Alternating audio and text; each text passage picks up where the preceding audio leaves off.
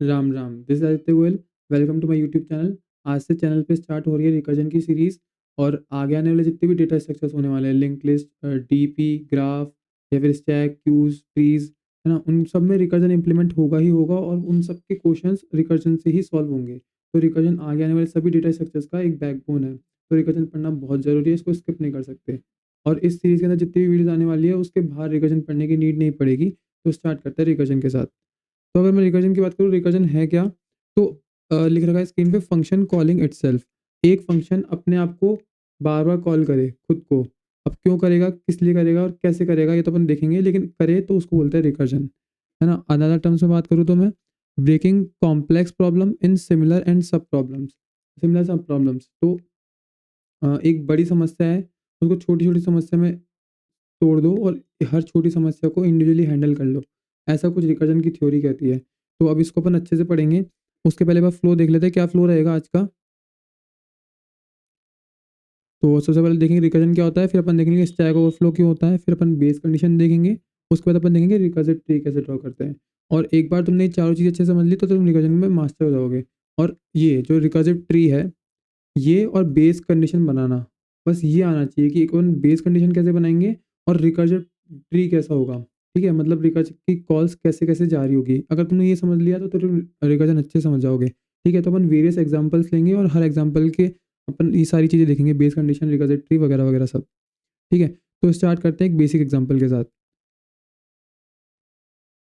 अब मैंने बोला, एक एग्ज़ाम्पल ले रहे हैं कि मुझे है ना, 5 है, i इक्वल्स टू 5 है, मुझे 5 से लेके 1 तक के नंबर प्रिंट करना है।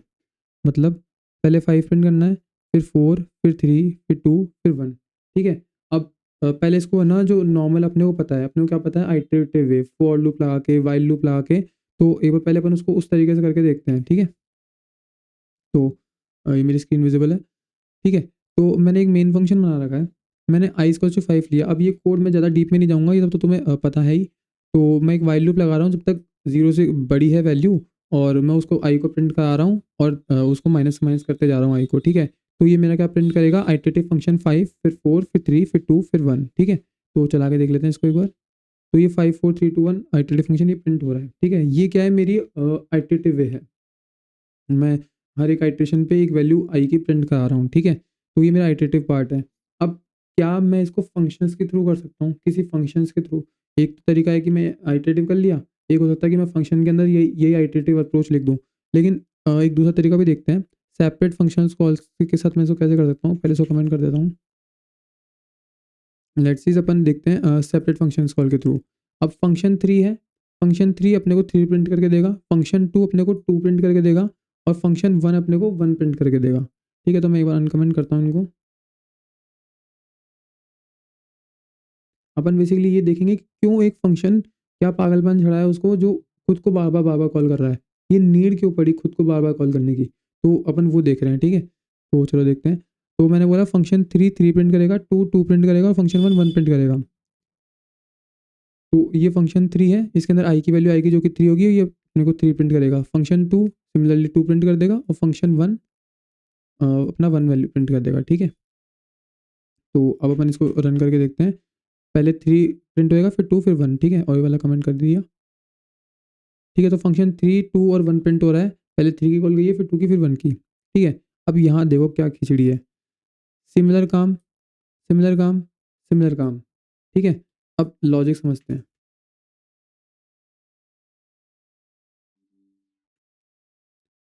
ठीक है? मैंने तुमको बोला कि आइटरेटिव वे तो बहुत ईज़ी है, वो तो देख लिया अपन ने। उसके बाद कॉल्स क्या चल रही है, पहले फंक्शन 3 की कॉल चल रही है जो कि 3 लेके जा रहा है। फंक्शन 2 की कॉल चल रही है जो 2 लेके जा रहा है। फंक्शन 2 की कॉल चल रही है जो 2 लेके जा रहा है। फंक्शन 1 की कॉल चल रही है जो 1 लेके जा रहा है। मतलब 1 प्रिंट करेगा। ठीक है? तो पहले ये प्रिंट हुआ तो पहले ये प्रिंट होगा 3, फिर ये 2, फिर ये 1। ठीक है? अब देखो, 3 के जस्ट बाद मैं क्या कॉल कर रहा हूँ, 2 कर रहा हूँ। 2 के जस्ट बाद मैं 1 कॉल कर रहा हूँ। मतलब इधर जो 3 था, इधर 3, इधर 3 माइनस 1, और फिर जो इधर इधर की जो वैल्यू आई 3 माइनस 1 माइनस 1। ठीक है? मतलब इधर 2 माइनस 1, मैं ऐसे कॉल कर रहा हूँ। तो क्या मैं उसको इधर ही नहीं ले सकता? मतलब मेन मेन फंक्शन में मैंने 3 सेपरेट कॉल्स अलग से दिए, मैं एक कॉल दूँ। ठीक है? अपन एक-एक चीज़ को रिड्यूस करते हैं। ठीक है? मैं बोल रहा हूँ, मैं यहाँ पे 3 बार स्टेटमेंट लिख रहा हूँ। मेरे को भाई ये 2 स्टेटमेंट लिखने की ज़रूरत ना पड़े। मेरे एक स्टेटमेंट से ही काम हो जाए। क्या मैं ऐसा कुछ कर सकता हूँ? मेरे को डॉट स्टेटमेंट ना लिखना पड़े। तो मैं बोला कर सकते हो। मैंने बोला क्या? तो उन्होंने बोला कि अब तुम देखो 3 कॉल हो गया, अब उसके बाद तुमको फंक्शन 2 को कॉल करना है, तो तुम यहीं पे सीधा फंक्शन 2 को कॉल कर दो, ठीक है? अब अंदर पैरामीटर क्या भेजोगे? भाई इधर जैसे 3 आया था, अब फंक्शन 2 के लिए तुमको क्या चाहिए था? 2, तो इधर 3 माइनस 1 मतलब i माइनस 1। अगर मैं ऐसे भेज दूँ तो ये फंक्शन 2 के लिए कॉल चल जाएगी, ठीक है? सिमिलरली मान लो यहाँ पे 2 कॉल आ गई। अब यहाँ पे आ गई तो अब मैं इसको फंक्शन अब मुझे यहाँ पे फंक्शन 1 के लिए कॉल भेजनी है, तो मैं लिख दूँगा फंक्शन 1 और वही i माइनस 1, ठीक है? तो ये उसके लिए कॉल चल जाएगी। एक बार करके देखते हैं और समझते हैं इसको। मैंने बोला मैंने बोला 3 के बाद मुझे फंक्शन 2 को कॉल करना है, फंक्शन 2 को कॉल करना है और मैं उसमें पास क्या करूँगा? मुझे मुझे पता है फंक्शन 2 2 प्रिंट करके देगा मुझे और फंक्शन 3 3 प्रिंट करके दे रहा है, मतलब i की वैल्यू 3 है, तो i माइनस 1 मुझे फंक्शन 2 से प्रिंट करवाना है, ठीक है? तो मतलब यहाँ पे अब 2 आ जाएगा, ठीक है? यहाँ पे अब 2 आ जाएगा और अब मुझे क्या करना है? फंक्शन 2 के बाद जब 2 प्रिंट हो गया, सी आउट फंक्शन i से 2 प्रिंट हो जाएगा। अब मुझे क्या करना है? फंक्शन 1 को कॉल करना है, ठीक है? फंक्शन 1 को कॉल करना है और अब इससे प्रिंट क्या कराना है? 2 माइनस 1 वो क्या है? i माइनस 1, ठीक है? तो अगर मैं उससे ये प्रिंट करा दूँगा तो ये मेरा कोड चलेगा। मुझे यहाँ पे 2 सेपरेट कॉल्स अलग से इनिशियलाइज़ करने की कोई ज़रूरत नहीं है। जब मैं फंक्शन 3 लिखूँगा तो मेरा काम इससे ही हो जाएगा, दिखता है होता है क्या? तो ये हो रहा है। फंक्शन 3 फिर फंक्शन 2, तो एक बार इसको ब्रेक डाउन करते हैं कैसे काम हुआ है। अब इसका डायग्राम बनाते हैं विज़ुअली।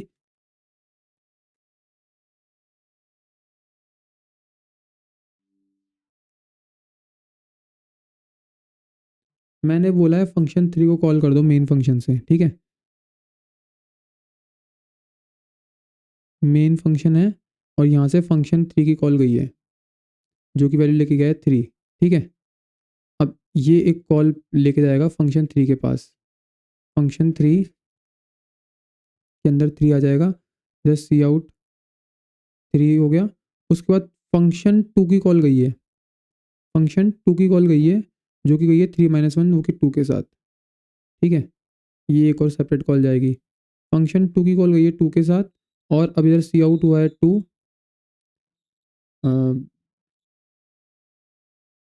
और फंक्शन 1 की कॉल गई है 1 के पास, ठीक है? ऐसे तो हो रहा है। फंक्शन 3 फिर उसके बाद सी आउट और 2 की कॉल गई i माइनस 1 से, ठीक है? ये वाली चीज़। फिर फंक्शन 2 के पास फंक्शन 1 की कॉल गई, ये वाले फंक्शन की कॉल गई, ठीक है? तो ये फंक्शन 1 सेपरेटली सेपरेटली चलेगा। फंक्शन 1 इधर आएगा अपना 1 और ये सी आउट कर देगा, ये कोई फर्दर कॉल नहीं कर रहा।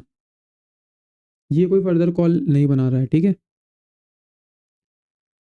तो आपने देखा कि ऐसे कुछ कॉल्स चल रही है। मेन फंक्शन से पहले ये कॉल हुआ, फिर इसने इसको कॉल किया, फिर इसने इसको कॉल किया और ये लास्ट में अपना एग्जीक्यूट करके रुक गया। अब यहाँ से जब ये रुक गया, ये ब्रैकेट चल गया, तो इसके पास रिटर्न हो गया, फिर इसके पास रिटर्न हो गया और फिर इसके पास मेन फंक्शन रिटर्न हो गया, ठीक है? ऐसा कुछ अंदर अंदर चल रहा है। तो ये भैया मेमोरी में कैसे दिखेगा? मेमोरी में कैसे दिखेगा? मैं बोला ये ऐसा कुछ दिखेगा,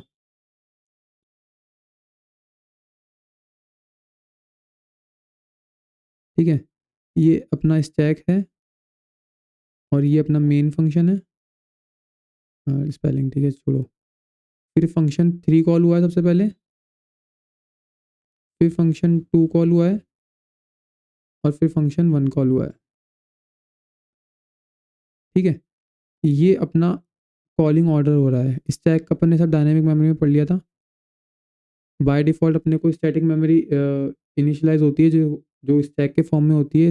स्टैक में जो सबसे लास्ट में कॉल आई है, सबसे लास्ट वो सबसे टॉप पे होती है और जो सबसे पहले वाली कॉल आई थी वो बॉटम में थी। पहले मेन फंक्शन अपना ओएस मेन फंक्शन को हैंडओवर किया सब कुछ, फिर उसके बाद मेन फंक्शन ने किसको हैंडओवर किया? फंक्शन 3 को। फिर फंक्शन 3 ने कॉल किसको ऑर्डर किया? फंक्शन 2 को। फंक्शन 2 कॉल हुआ, फंक्शन 2 ने किसको किया? फंक्शन 1 को। अब फंक्शन 1 अपना काम कंप्लीट कर लिया, ये ब्रैकेट लग रखा है, तो ये स्टैक से हट जाएगा। फिर फंक्शन 2 के पास इसने देखा कोई आगे कोई लाइन लिख रखी है नहीं, फंक्शन 2 के पास आया, इसने देखा फंक्शन 1 का काम हो गया, आगे कोई लाइन है नहीं, तो ये भी अपना काम करके हट जाएगा। फिर ये अपना काम कर जाएगा और ये अपना काम करके हट जाएगा। ये सब अपन ने देख रखा है, ठीक है? तो अब भैया आप बताना क्या चाहते हो? देखो, मैंने क्या किया, पहले तो यहाँ पे अपने को सेपरेट 3 कॉल्स देनी पड़ रही थी, ठीक है? 3 कॉल्स। अपन ने अभी इसको क्या कर दिया? 1 कॉल में कर दिया। भैया फंक्शन 3 को कॉल करो मेन फंक्शन से, बाकी सारा काम कर देगा। अब भैया मैं ये देखो इनको भी रिड्यूस कर सकता हूँ क्या? एक पैटर्न ऑब्जर्व कर सकते हो, यहाँ पे भी वही आई प्रिंट कर रहा हूँ, यहाँ पे आई प्रिंट कर रहा हूँ, यहाँ पे भी आई प्रिंट कर रहा हूँ और कुछ आई माइनस 1 करके हमेशा कॉल कर रहा हूँ। तो ये मेरे को सेपरेट फंक्शन बनाने की ज़रूरत है क्या? एक बार प्रैक्टिकली खुद सोचो। ठीक है, तो ये तुम, अब मैं यहाँ पे सीधा बोल दूँ कि रिकर्जन लगा लो तो वो चीज़ गलत हो जाएगी। मैं तुमको विजुलाइज कराता हूँ कि मुझे सेपरेट फंक्शन बनाने की ज़रूरत नहीं है। अब देखो कैसे, जनरल लिखूंगा, बिल्कुल कोई दिक्कत नहीं है। फंक्शन फंक्शन वन क्या कर रहा है मेरा, इसको ऐसे नहीं लिखूंगा मैं। फंक्शन वन जो वन लेके जा रहा है वो क्या कर रहा है, प्रिंट कर रहा है वन को, ठीक है, वन प्रिंट कर रहा है। फंक्शन जो मेरा टू लेके जा रहा है वो मेरा क्या प्रिंट कर रहा है, टू, केवल टू कर रहा है क्या, नहीं, टू के बाद वन भी तो कर रहा है, टू फिर वन की कॉल जा रही है, तो टू के बाद वन, मुझे आंसर में तो ऐसे चाहिए ना, जैसे थ्री है फिर टू फिर वन चाहिए, ठीक है। अभी अपन ने देखा था फंक्शन थ्री फंक्शन टू फिर फंक्शन वन, ठीक है, तो अपने को डिसेंडिंग ऑर्डर में चाहिए। फंक्शन थ्री क्या प्रिंट करेगा, पहले थ्री की कॉल फिर टू की कॉल फिर वन की कॉल। सिमिलरली फंक्शन एन क्या प्रिंट करेगा, पहले एन, nth नंबर अपना जो भी नंबर होगा, जैसे लेट से फाइव, फिर एन माइनस वन यानी फोर की कॉल, सॉरी, ठीक है, एन फिर एन माइनस वन, ठीक है। अब मैं यहाँ पे देखो चीज़ों को रिप्लेस करता हूँ कैसे, जो फंक्शन टू काम कर रहा था, जो ये टू प्रिंट कर रहा था, उसके बाद मेरे को वन प्रिंट कराना था, ये मैं इसको लिख सकता हूँ फंक्शन वन, फंक्शन वन बोल सकता हूँ इसको मैं। अब फंक्शन थ्री था, मेरे को थ्री प्रिंट कर दिया, उसके बाद मैं टू और वन चाहिए, टू और वन कौन ला के देगा मुझे, फंक्शन टू ला के देगा, ठीक है, फंक्शन टू। अब मुझे क्या चाहिए, ऐसे ही मेरे को जब एन प्रिंट कराना है तो इसको मैं क्या कर लूँगा, फंक्शन एन माइनस वन की कॉल, ठीक है। एक बार तुम दोबारा समझो, जब मुझे फंक्शन वन चाहिए था तो उसने मुझे वन दे दिया, जब मुझे फंक्शन टू चाहिए था तो मुझे टू तो चाहिए लेकिन साथ में वन चाहिए, और वन कौन ला के दे सकता है मुझे, फंक्शन वन, तो मैं सेपरेट इसका लॉजिक के लिखूँगा, फंक्शन वन ला के दे सकता है मुझे, ठीक है। फंक्शन थ्री, जब मुझे थ्री प्रिंट कराना है तो थ्री तो प्रिंट कराना ही, उसके बाद मुझे टू और वन और चाहिए, तो टू और वन मुझे कौन ला के देगा, ये, और इसको वन कौन ला के देगा, ये, ठीक है। और अब ऐसे मुझे एन नंबर चाहिए तो एन माइनस वन नंबर कौन ला के देगा, n minus number n minus one वाला फंक्शन ला के देगा, उसको एन माइनस टू वाला फंक्शन ला के देगा, उसको एन माइनस थ्री वाला फंक्शन ला के देगा, ठीक है। तो तुमको एक जनरल पैटर्न समझ में आया कि भाई मुझे ना सेपरेट फंक्शंस की जरूरत नहीं है, एक ही सेम फंक्शन मुझे ये सारा काम करके दे सकता है, ठीक है। तुम बोलोगे भैया मुझे समझ में नहीं आ रहा, मेरा चलो रुको, इसको ऐसे समझो, मुझे पता है कि मैं वन प्रिंट कर दूंगा, ऐसा मान लो, मुझे ऐसा मान लो कि मुझे पता है कि मैं वन प्रिंट कर दूंगा, ठीक है। अब मुझे मुझे करना है टू के बाद वन प्रिंट करना है, तो टू के बाद मैं वन प्रिंट कर दूं, फिर मेरे को पता है कि मुझे थ्री के बाद टू और वन प्रिंट करना है, ठीक है। कुछ ऐसा समझो कि मुझे थ्री के बाद टू और वन प्रिंट करना है, तो तुम बोलोगे भैया ये पता कैसे चल रहा है कि यहाँ पे रुक रहा है, यहाँ पे रुक रहा है कि पता कैसे चल रहा है, तो मैंने बोला कि देखो हर कोई अपने साथ एक कॉल कर रहा है, जैसे थ्री को प्रिंट किया फिर टू की कॉल, टू को प्रिंट किया फिर वन की कॉल। अब यहाँ पे देखो ये कुछ कॉल कर रहा ही नहीं, किसी को आगे कॉल नहीं कर रहा। लेट्स से मान लो इधर फंक्शन जीरो लिखा होता, ठीक है, फंक्शन जीरो लिखा होता और या फिर फंक्शन जीरो को भी कॉल होती, तो ये क्या करता, अब मुझे तो क्या चाहिए था कि थ्री से लेके वन तक प्रिंट करना है, मुझे जीरो नहीं प्रिंट करना, तो मैं उसको बोलता कि यार तू कुछ प्रिंट मत कर, तो बोला मैं करूँ, मैं क्या करूँ, तो बोला तू आगे कॉल्स मत कर, बस यहाँ पे अपने को कुछ लॉजिक लिखना पड़ेगा जिससे आगे कॉल्स ना जाए, क्योंकि ऐसे तो मतलब minus one minus two minus three minus four के लिए माइनस इन्फिनिटी तक कॉल ही जाती रहेगी, ठीक है। तो मुझे कुछ लॉजिक लिखना पड़ेगा कि आगे कॉल्स ना जाए। मैं एक बार समराइज करता हूँ और कोड में दिखाता हूँ, तुमको अच्छे समझ में आएगा।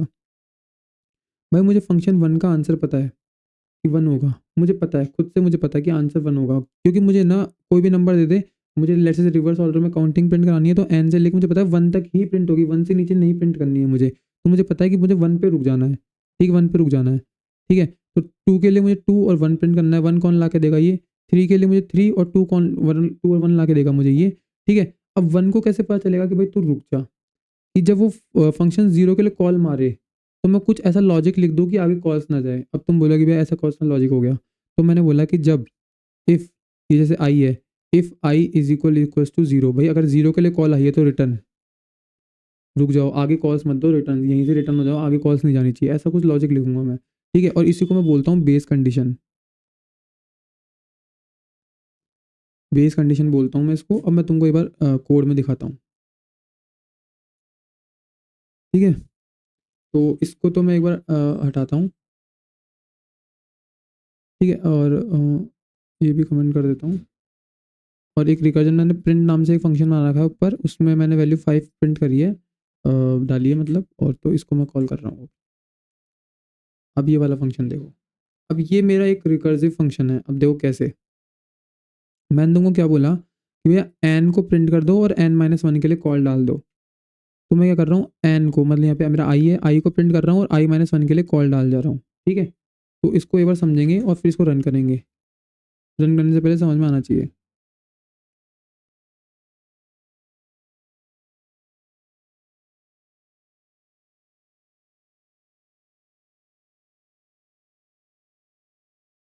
ठीक है, तो अब मैंने बोला कि भैया ये 5 लेके आ रहा है मेरे पास, आई ये 5 लेके आ रहा है। ठीक है, अब मुझे समझाओ कि काम कैसे हो रहा है। तो मैंने बोला देखो, मैंने बोला कि जब आई को जो जीरो जाए ना तब रुक जाना, उसके आगे प्रिंट मत करना। मुझे आई को जो जीरो पता है कि मुझे यहाँ रुकना है। ठीक है, आई को जो जीरो पे रुकना है। ठीक है, तो मैं पहले क्या करूँगा, जो मुझे प्रिंट कराना है वो प्रिंट कराऊंगा। अब मैंने देखा कि जब मुझे जैसे मान लो मुझे वन का पता है, मुझे वन पे रुकना है, तो टू के लिए वन को कॉल कर दो, थ्री के लिए टू को कॉल कर दो और एन के लिए एन माइनस वन को कॉल कर दो। तो पहले तो मैं प्रिंट करा लूँ भाई, मेरा आई वैल्यू प्रिंट करा ली और आई माइनस वन के लिए कॉल कर दी। ठीक है, अब देखो कैसे होएगा, मैं धीरे धीरे समझाता हूँ। अब इसके लिए कॉल जाएगी तो देखो कैसे कॉल जाएगी, प्रिंट फंक्शन आई माइनस वन के लिए कॉल गई है तो फोर के लिए कॉल जाएगी। ये इफ वाली स्टेटमेंट एग्जीक्यूट होगी नहीं, यहाँ पे सी आउट हो जाएगा अपना फोर, कॉलिंग फंक्शन फोर, और फिर ये कॉल जाएगी प्रिंट थ्री के लिए। ठीक है, अभी थ्री वाला कॉल जाएगा प्रिंट थ्री के लिए, यहाँ पे सी आउट हो जाएगा थ्री, और यहाँ पे प्रिंट टू के लिए कॉल जाएगी। ठीक है, similarly print two c out कर देगा टू को, अब प्रिंट वन के लिए कॉल जाएगी। ठीक है, ये वाली चीज़ हुई। अब ये प्रिंट वाली कॉल भी फर्दर जाएगी क्योंकि आई माइनस वन होगा, क्योंकि अभी तक जीरो वाली आई अभी तक जीरो हुआ नहीं, आई की वैल्यू वन है, तो प्रिंट वन के लिए कॉल गई, सी आउट हुआ वन, और अब क्या होगा, आई माइनस वन के लिए मतलब प्रिंट जीरो के लिए कॉल जाएगी। प्रिंट जीरो के लिए कॉल जाएगी तो क्या होगा, प्रिंट ज़ीरो। अब ये बोलेगा भैया if i equal equal to zero, जो कि ज़ीरो है, जो कि ज़ीरो है, तो भैया रिटर्न।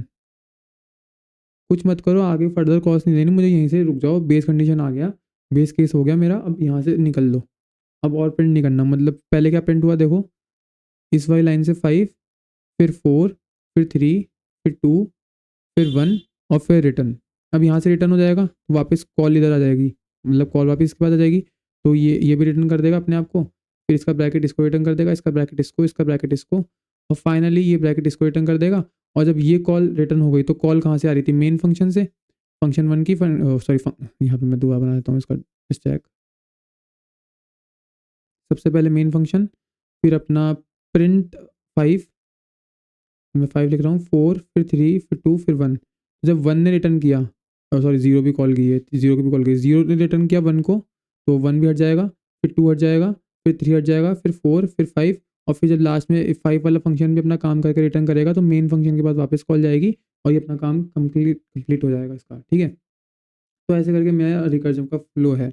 अगर तुमको ये एग्जांपल समझ में नहीं आया है तो मैं तुमको अभी रिकर्जन ट्री बना कर दिखाता हूँ, तुमको और अच्छे से क्लियर होगा। फिर मैं एक बार रिपीट करूँगा वर्बली, उसके बाद अपन वेरियस एग्जांपल देखेंगे, चिंता मत करो। ठीक है, अब रिकर्सिव ट्री बनाता हूँ पहले मैं। ठीक है, तो अपन ने सबसे पहले फ्लो में क्या देख लिया कि भाई रिकर्जन क्या होता है, स्टैक ओवरफ्लो वाली कंडीशन अभी देखते हैं। बेस कंडीशन अपन ने देख लिया, चलो पहले स्टैक ओवरफ्लो देखते हैं।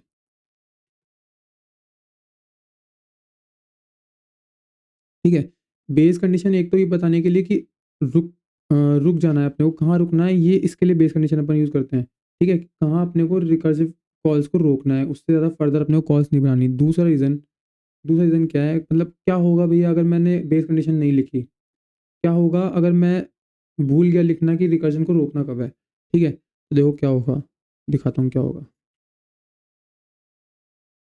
अपन ने डायरेक्ट मेमोरी में पढ़ा था कि स्टैटिक एलोकेशन होती है, स्टैक लिमिटेड मेमोरी के साथ आता है, तो यहाँ पे स्टैक ओवरफ्लो हो जाएगा, मतलब उसकी मेमोरी भर जाएगी। तो देखो कैसे होगा, और रन करते हैं इसको। मैंने बेस कंडीशन हटा दी है और प्रिंट कॉल कर रखा है। ठीक है, देखो अभी भाई कुछ मन नेगेटिव में कॉल जा रही है, और ये कब तक जाएगी, जब तक मेरी रैम की जो मेमोरी इसको असाइन हुई है तब तक ये फुल ना हो जाए। ठीक है, तो मैं इसको मैनुअली रोक रहा हूँ कंट्रोल सी के साथ। हाँ, ठीक है, मैंने इसको मैनुअली रोक दिया। तो देखो फाइव से चालू हुआ था कॉल, मैं इसमें दिखा रहा हूँ, फाइव से चालू हुआ था, मैंने रिटर्न हटा दिया तो 0 के लिए कॉल गई, फिर -1 -2 -3 -4 -5 -6, तो कॉल कहाँ तक चली गई, -57287 तक कॉल चली गई, उसके बाद मैंने रोक दिया। ठीक है, देखो कॉलिंग फंक्शन -57 ये वाला 287 जो भी है। ठीक है, तो मतलब कितनी कॉल्स चली गई थी। ठीक है, अगर मैं बेस कंडीशन ना लगाऊं तो मेरे रिकर्जन को पता नहीं चलता कि रुकना कब है। ठीक है, तो रुकने के लिए ज़रूरी है एक तो, और अगर अपन नहीं रोकेंगे इसको तो स्टैक ओवरफ्लो हो जाएगा, एक टाइम के बाद ही मेमोरी भर जाती है और फिर मेरा प्रोग्राम फट जाता, क्रैश हो जाता। ठीक है, तो तुमको समझ में आया कि भैया क्या होता है। अब मैं तुमको एक बार इसको रिकर्सिव ट्री बना के दिखाता हूँ। ठीक है, तो पहले प्रिंट फंक्शन 5 के लिए कॉल आई थी। ठीक है, पहली चीज़ समझ में आया। इसने कुछ कुछ प्रोसेसिंग करी, प्रोसेसिंग में क्या किया इसने, आई की वैल्यू प्रिंट करा दी। ठीक है, आई की वैल्यू प्रिंट करा दी। अपन इसमें बनाते नहीं है मेन डायग्राम में, जो अपन जैसे वो जो मेन डायग्राम होता है, जो रिकर्सिव रिलेशन के जो बड़े बड़े डायग्राम्स होते हैं उसमें नहीं बनाते। यहाँ पे तुमको समझाने के लिए एक बार बना रहा हूँ। भैया इसने कुछ प्रोसेसिंग करी, आई प्रिंट कराया। ठीक है, सी आउट आई, इसमें से लिख देता हूँ सीधा, सी आउट आई, स्पेलिंग तो गलत हो चुकी है। फिर इसने क्या किया, n-1 के लिए कॉल दे दी, मतलब 4 के लिए। ठीक है, इसने भी कुछ सी आउट कराया और फिर आगे कॉल दे दी 3 के लिए। इसने भी कुछ सी आउट कराया और आगे कॉल दे दी 2 को। इसने भी कुछ सी आउट कराया और आगे कॉल दे दी 1 को। इसने कुछ सी आउट कराया, आगे कॉल दे दी 0 को। ठीक है, अब इसने यहाँ पे क्या हुआ, बेस कंडीशन आ गई, ये मेरी बेस कंडीशन है। अब रुक जाओ, आगे ना जाओ, स्टॉप। ठीक है, तो मुझे आगे फर्दर कॉल्स नहीं करनी। अभी यहाँ से रिटर्न हो जाएगा। ठीक है, ये इसके पास रिटर्न हो जाएगा, इसकी कॉल इसके पास रिटर्न हो जाएगी, इसकी कॉल इसके पास रिटर्न हो जाएगी, इसकी पास कॉल इसके पास, और इसकी कॉल इसके पास, और ये फिर देन मेन को रिटर्न कर देगा, मेन फंक्शन को, और मेन फंक्शन आगे अपने ऑपरेटिंग सिस्टम को रिटर्न कर देगा। ठीक है, ये सब पता ही है अपने को। तो ये जो ट्री बनाया मैंने, ये वाला, इसको मैं बोलता हूँ रिकर्सिव ट्री। जो ये पहले 5 की कॉल गई, फिर 4 की कॉल गई, फिर 3 की कॉल गई, फिर 2 की कॉल गई, फिर 1 की गई, फिर 0 की गई, इसको मैं बोलता हूँ रिकर्सिव ट्री। ठीक है, देखो कॉल कैसे जा रही थी, 5 की कॉल, फिर 4 की कॉल, फिर 3 की कॉल, फिर 2 की कॉल, फिर 1 की कॉल, और फिर 0 की कॉल, और फिर ये सब रिटर्न हो रहे थे क्योंकि बेस कंडीशन रीच हो गया था। ठीक है, तो एक बार मैं कोड तुमको दोबारा से समझा देता हूँ, मतलब रिवाइज सा करा देता हूँ, और 2-3 बार पढ़ोगे। मतलब तुम जैसे ये वीडियोज़ में है ना 15-16 वीडियोज़ होने वाली है रिकर्जन पे।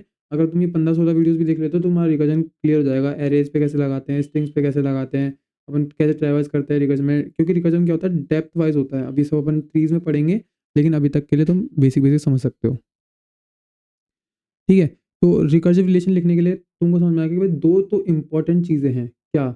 एक तो बेस कंडीशन और दूसरा रिकर्सिव रिलेशन। अब प्रोसेसिंग करो ना करो तुम्हारी मर्ज़ी। प्रोसेसिंग, मैं प्रोसेसिंग किसको बोल रहा हूँ? भाई तुमको सी आउट कराना है, तुमको कुछ वेरिएबल इनिशियलाइज़ कराना है, तुमको कुछ ऑपरेशन परफ़ॉर्म करना है, कुछ ऑपरेटर्स वगैरह लगाने हैं, ठीक है? तो मैं उनको तो बोल रहा हूँ प्रोसेसिंग। और जो मैं n-1 i+1 -1 करके जो भी कॉल्स दूँगा, इसी फ़ंक्शन को, इसी वेरिएबल को मॉडिफ़ाई करके जो कॉल्स दूँगा, इसको बोल रहा हूँ रिकर्सिव रिलेशन, मतलब रिकर्सिव कॉल्स बोल लो, ठीक है? ठीक है? और जब रुकना है मुझे, तो मैं उसको बोल रहा हूँ बेस कंडीशन रीच। उसको मैं बेस कंडीशन बोल रहा हूँ, कब रोकना है मुझे इन रिकर्सिव कॉल्स को, कब मुझे फर्दर कॉल्स नहीं देनी। ठीक है? अब मुझे पता है तुम में से बहुत जने, क्योंकि मैं भी होता था, कन्फ्यूज़ हो गए होंगे कि भाई मुझे पता कैसे चलेगा कि बेस कंडीशन देनी है। पहली चीज़ तो ये कन्फ्यूजन पार्ट। दूसरी चीज़, मुझे पता कैसे चलेगा कि रिलेशन में +1 करना है, -1 करना है, इंटू 1 करना है, डिवाइड करना है। ये 2 चीज़ मुझे पता कैसे चलेगी। मैंने बोला ये ऑब्जर्विंग पावर है, धीरे-धीरे बढ़ेगी। अब मैं यहाँ पे तुमको, अभी तो मैंने तुमको क्या दिखाया, ऐसे करके दिखाया, ठीक है? अब मैं आगे आने वाले 2-3 एग्ज़ाम्पल में इस अप्रोच को चेंज करूँगा, तो तुम क्या डिफरेंट अप्रोच से देखना आ जाएगा, व्यू करना आ जाएगा हर एक एंगल से कि भाई रिकर्सिव क्वेश्चंस को अप्रोच कैसे करते हैं, ठीक है? और धीरे-धीरे अपन आगे देखेंगे वीडियोज़ में। ये बिल्कुल इंट्रोडक्शन बेसिक वीडियो है, ठीक है? तो एक बार अपन इसको समझते हैं, रिवाइज़ करते हैं। तो जैसा कि मैंने बोला था फंक्शन कॉलिंग इटसेल्फ, तो अपन ने देखा कि इसका मतलब अपने को क्यों ज़रूरत है। भाई मेरे को पहले आइटरेटिव, अगर मैं इसको आइटरेटिव बनाऊँ व्हाइल लूप लगा के, फॉर लूप लगा के, तो बहुत ईज़ी है, ठीक है? लेकिन अगर मैं सेपरेट फंक्शन बनाऊँ, तो पर मैंने देखा कि भाई मुझे पहले तो है ना मेन फंक्शन से ही 3 कॉल्स देनी पड़ रही थी। तो अगर मेरे n होते तो मेरे को n कॉल्स देनी पड़ती मेन फंक्शन से, ठीक है? तो अगर मेरे को n कॉल्स देनी पड़ती तो कोई फ़ीज़िबल चीज़ नहीं थी, रीडेबल भी नहीं थी, रिलायबल भी नहीं, कुछ भी नहीं था ये तो, ठीक है? तो मैंने इस चीज़ को रिड्यूस किया कि भाई मैं एक कॉल से काम करूँ, ठीक है? तो मैंने उसमें क्या किया, अंदर से ही है ना बाकी सारी कॉल दे दी। अब मैंने ऑब्ज़र्व किया भैया ये भी सेम चीज़ कर रहा है, ये भी सेम चीज़ कर रहा है, ये भी सेम चीज़ कर रहा है, और ये भी कुछ चीज़ें प्रिंट कर रहा है। मतलब कुछ-कुछ चीज़ें फ़ंक्शन कॉल कर रहा है, ठीक है? देखो ये कुछ सी आउट कर रहा है, ये भी कर रहा है, ये भी कर रहा है। ठीक है, ये भी n माइनस आई माइनस वन पे कॉल कर रहा है, ये भी आई माइनस वन कर रहा है, और ये कहीं नहीं कर रहा, मतलब इसको यहाँ पे रोक दे रहा हूँ मैं। ठीक है, ऐसे समझ लो। तो ये एक कॉल से काम हो रहा है, इसका अपन ने फ्लो देखा कैसे हो रहा है, और इस स्टैक में कैसे स्टोर हो रहा है, अपन ने ये चीज़ देखी। तो इससे अपन ने ऑब्जर्वेशन क्या निकाली कि मैं इसको और ऑप्टिमाइज कैसे कर सकता हूँ। देखो, फंक्शन वन क्या करके दे रहा है मुझे, वन प्रिंट कर रहा है। ठीक है, फंक्शन टू क्या कर रहा है, टू प्रिंट कर रहा है। फंक्शन थ्री क्या कर रहा है, थ्री प्रिंट कर रहा है। फंक्शन एन क्या करेगा, एन प्रिंट करेगा। ठीक है, ये तो समझ में आ गई। लेकिन अब मुझे साथ में क्या कराना है, मुझे केवल थ्री नहीं कराना है, मुझे केवल टू नहीं कराना है, मुझे थ्री टू वन साथ में कराने हैं। ठीक है, जब मैं लिखूँ फंक्शन थ्री, तो थ्री प्रिंट हो, टू भी प्रिंट हो, और वन भी प्रिंट हो, ऐसा मुझे कुछ करना है। तो देखो, जब मैं फंक्शन वन प्रिंट करा रहा हूँ तब तो इसको एक बार होल्ड करो, वन प्रिंट कर देगा। ठीक है, जब फंक्शन टू प्रिंट कर रहा हूँ तो मैं साथ में फंक्शन वन को कॉल कर दूंगा, कैसे, two minus one, n minus one से, आई माइनस वन से, तो ये मुझे वन प्रिंट करके दे देगा। सिमिलरली थ्री के लिए मैं इसको कॉल कर दूंगा। सिमिलरली एन के लिए generalize equation n minus one को कॉल कर दो। ठीक है, ये चीज़ तुम समझ में आ गई। अब तुमको पता चल गया कि भाई रिकर्सिव रिलेशन लिखना कैसे है, ये वाली चीज़ तुमको समझ में आ गई भाई, रिकर्सिव रिलेशन कैसे लिखना है। तुम्हारे पैटर्न पे निर्भर होगा ये वाली चीज़। ठीक है, तुम जो लॉजिक लगाओगे उसके ऊपर निर्भर करेगी ये वाली चीज़। ठीक है, तो मुझे कैसे रिकर्सिव रिलेशन लिखना है, मुझे कब प्लस वन करना है, कब माइनस वन करना है, मुझे भी इस ऑब्जर्वेशन से पता चला कि भाई पहले वन की कॉल चल रही है, जब मैं टू की दूँ तो मुझे वन भी चाहिए, जब मैं थ्री की दूँ तो मुझे टू भी चाहिए, जब मैं एन दूँ तो मुझे एन माइनस वन भी चाहिए। ठीक है, तो मुझे पता चल गया कि इसी फंक्शन में एन माइनस वन की कॉल देनी पड़ेगी। अब आगे भैया बेस कंडीशन कैसे पता चलेगा। अब बेस कंडीशन को मैं तुमको समझाता हूँ दूसरे एग्जाम्पल से।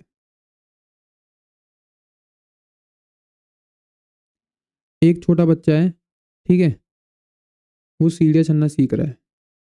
ठीक है, मैंने उसको कैसे भी उसको मैंने समझा दिया, भैया एक स्टेप लेना, एक सीढ़ी चढ़ना। मैंने उसको नहीं बोला कि तू एक साथ कूद के चार चढ़ ले, तीन चढ़ ले, दो चढ़ ले। मैंने उसको बोला कि भैया तू पहले एक चढ़। ठीक है, पहले तू एक चढ़, बस उसको एक बार चढ़ना सिखाया मैंने उसको, एक एक सीढ़ी चढ़ना सिखा दिया कैसे भी।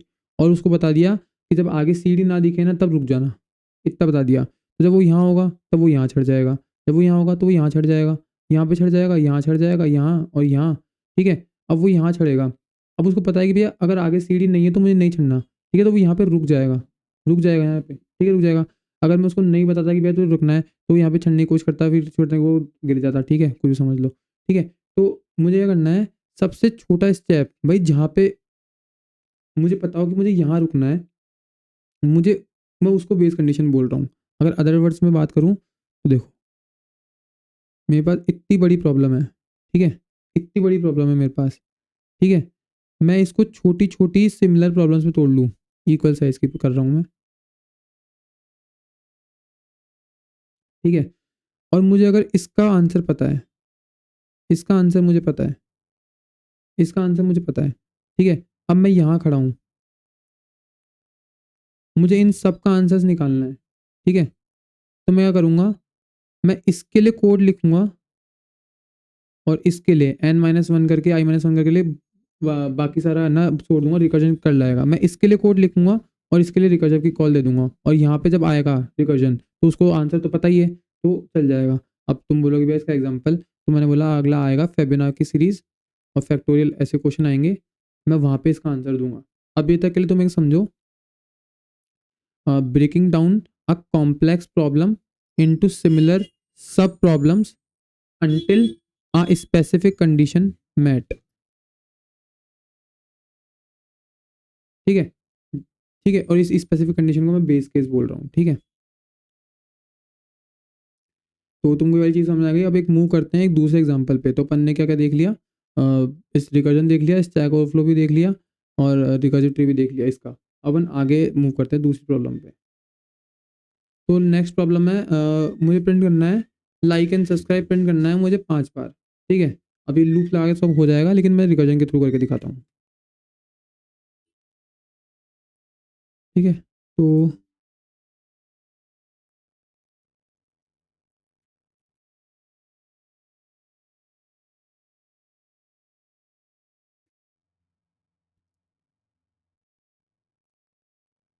ठीक है, अब यहाँ पे वन आ रहा है और यहाँ पे फाइव आ रहा है, तो अब चलते जाओ देखते जाओ। अब बेस कंडीशन क्या है, ये मेरी बेस कंडीशन है। वह तुमको पता कैसे चलेगा ये बेस कंडीशन है। यार देखो, मुझे ना 5 बार प्रिंट करना है, मुझे पता है कि मैं अभी आई पे हूँ, पहला प्रिंट करने आया हूँ, मुझे 5 पे रुक जाना है। तो जब जैसे ही आई वैल्यू 6 हो जाए और मुझे 5 तक ही प्रिंट करना, तो रुक जाना, उसके आगे मत जाना। सिमिलर, सिंपल है। ठीक है, भाई मैं अभी वन पे हूँ तब तो चल, लेकिन जैसे ही मैं 6 हो जाऊँ और मेरे को 5 बार ही करना था तो रुक जाना, आप प्रिंट मत करियो भाई। ठीक है, 5 बार प्रिंट करना है तुझे, इसके आगे प्रिंट नहीं करना। प्रिंट क्या करना है, ये प्रिंट करना है। अब रिकर्सिव कॉल्स क्या जाएगी भाई, मैंने एक बार प्रिंट कर दिया, फिर सेकंड के लिए प्रिंट करूँगा, फिर थर्ड के लिए प्रिंट करूँगा, फिर 4 के लिए और फिर 5 के लिए। ठीक है, जितने एग्जाम्पल्स तुम देखोगे, वेराइटी ऑफ एग्जाम्पल्स देखोगे तो उतना समझ में आएगा। ठीक है, तो इसके लिए कॉल करते हैं। Let's say display function call कर रहा है। अभी एक बार प्रिंट हो गया लाइक एंड सब्सक्राइब एक बार, अब दूसरी बार प्रिंट होगा 2,5 के लिए। अब यहाँ पे सी आउट होगा, बेस बेस कंडीशन तो आएगी नहीं, और डिस्प्ले फंक्शन कॉल हो जाएगा किसके लिए, i+1 3, अपना 5 के लिए। ठीक है, लेट्स से अभी डिस्प्ले फंक्शन कॉल होगा 3,5 के लिए, सी आउट हो जाएगा, डिस्प्ले फंक्शन कॉल होगा 4,5 के लिए। ठीक है, डिस्प्ले फंक्शन कॉल हुआ 4,5 के लिए, सी आउट हुआ, और डिस्प्ले फंक्शन कॉल हुआ 5,5 के लिए। ठीक है,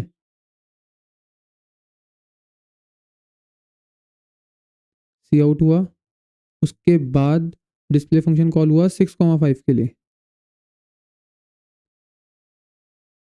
जब 6,5 के लिए कॉल गई तो मेरा बेस कंडीशन मैच कर गया कि भाई मेरा आई जो है 6 वो ग्रेटर देन हो गया 5 के लिए, तो रिटर्न कर जाओ।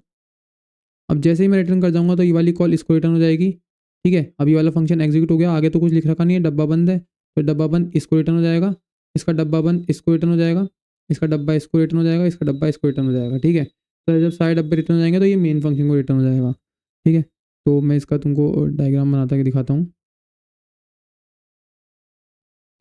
तो सबसे पहले डिस्प्ले 1, पहले मेन फंक्शन की कॉल आएगी, मेन फंक्शन की कॉल, फिर डिस्प्ले 1,5 की कॉल, फिर डिस्प्ले 2,5 की कॉल, फिर 3,5 की, फिर 4,5 की, फिर 5,5 की, और फिर 6,5 की कॉल। यहाँ पे रुक जाएगा मेरा, यहाँ पे मेरी बेस कंडीशन मैट हो जाएगी, बेस कंडीशन। तो यहाँ से फिर रिटर्न हो जाएंगे, फिर ये एम्प्टी, फिर एम्प्टी, फिर एम्प्टी, फिर एम्प्टी, फिर ये एम्प्टी, और ये एम्प्टी, और ये एम्प्टी। ठीक है, इसके बाद अपना रिटर्न हो जाएगा। तो ऐसे करके चीज़ें काम कर रही है। अब मैं तुमको इसका रिकर्सिव ट्री बना के दिखाता हूँ। ठीक है, ये कॉल करेगा डिस्प्ले 2,5 को, ये कॉल करेगा डिस्प्ले 3,5 को, ये कॉल करेगा डिस्प्ले 4,5 को। अपन रिकर्सिव ट्री बनाते हुए जो भी प्रोसेसिंग हो रहा है वो नहीं लिखते, अपन केवल रिकर्सिव रिलेशन लिखते हैं, और जहाँ पे बेस कंडीशन मैच कर जाए वो लिखते हैं 5 को, और ये हो गया डिस्प्ले 6,5 को। ठीक है, तो ऐसे करके मेरी रिकर्सिव कॉल्स काम कर रही है। दोबारा देखते हैं, मेरे को क्या करना था, मेरे को 5 बार लाइक एंड सब्सक्राइब प्रिंट करना था। तो मैंने कैसे किया, देखो आई प्रिंट आया, एन आया। अब आइटरेटिव वे से तो हर कोई कर लेगा, ठीक है, लूप लगा के 5 बार प्रिंट हो जाएगा। लेकिन रिकर्सिव कॉल करने के लिए मैंने आई मैंने एक बार प्रिंट करना, तो आई को 1 से चालू किया, और एंड मेरे को कितनी बार प्रिंट करना है। ठीक है, तो और मैंने बेस कंडीशन क्या दी, भाई जब मैं 5 बार प्रिंट कर चुका हो उसके बाद मत प्रिंट करिए, रुक जाइए और रिटर्न कर जाइए, ये मेरी बेस कंडीशन है। ठीक है, मैंने प्रिंट किया और हमेशा एक प्लस करके कॉल दे दी। ठीक है, अब सेकंड बार प्रिंट कर, अब थर्ड बार प्रिंट कर, अब फोर्थ बार प्रिंट कर, 5 बार प्रिंट कर। ठीक है, ऐसे करके। तो ये वाली चीज़ तुमको समझ में आ रही है कि कॉल कैसे काम कर रही है। अब एक दूसरा एग्जाम्पल लेते हैं, उसको रन करते हैं पहले तो, और इसमें ऐसा करते हैं, यहाँ पे लिखते हैं कौन सी कॉल जा रही है। ठीक है, तो यहाँ पे मैं लिख देता हूँ आई को, तो तुमको समझ में आया कि भाई अब इस बंदे ने कर दिया, जैसे फर्स्ट पर्सन ने कर दिया, सेकंड पर्सन ने, और कॉल चलाते हैं 100 के लिए। तो फटाफट से 100 जने लाइक एंड सब्सक्राइब कर दो यार। ठीक है, ठीक है, तो लाइक एंड सब्सक्राइब कर दिया 99, 100 जनों ने। इधर मैं स्पेस लगा देता हूँ तो और अच्छा लगता है। ठीक है, तो ऐसे 100 जनों ने लाइक एंड सब्सक्राइब कर दिया, 1 से लेके 100 जनों ने लाइक एंड सब्सक्राइब कर दिया। और 100 जनों ने जब कर दिया तो ये जब 101 तक कॉल गई होगी, मेन स्टैक में 101 की कॉल गई होगी, जब 101 हो गया होगा उसको पता चला होगा कि भाई हाँ 101 हो गए, तो उसके बाद रिटर्न कर दो। अब तुम बोलोगे भैया 100 पे रिटर्न करवा देते, 101 की कॉल क्यों गई फालतू में, एक कॉल ज़्यादा गई। मैं बोला 100 पे भी करवा सकते हैं। ठीक है, लेकिन अगर 100 पे प्रिंट कराओगे, देखो क्या होगा, अगर मैं इसको लिख दूँ equals to i greater than और इक्वल्स टू 100, तो मैं तुमको बोलूँगा अगर 100 पे रिटर्न करा दोगे तो 99 तक ही प्रिंट होंगे भैया, 100 तक प्रिंट नहीं करेगा वो। देखो 99 वाला प्रिंट किया, क्यों, क्योंकि 100 पे रिटर्न कर जा रहा है, 100 के लिए लाइक एंड सब्सक्राइब प्रिंट नहीं हो रहा है। जब 100 वाली कॉल आई तब वो रिटर्न कर दे रहा है। ठीक है, तो इसको या तो तुम यहाँ पे लिखो इसी इफ़ के अंदर 100 वाले के लिए, कि भाई लाइक एंड सब्सक्राइब फिर रिटर्न कराओ। अगर तुम पहले रिटर्न करा दोगे तो वो प्रिंट नहीं करेगा, ठीक है। तो मैं अभी इसको रिटर्न नहीं करवा रहा हूँ 100 वाले के लिए, ठीक है।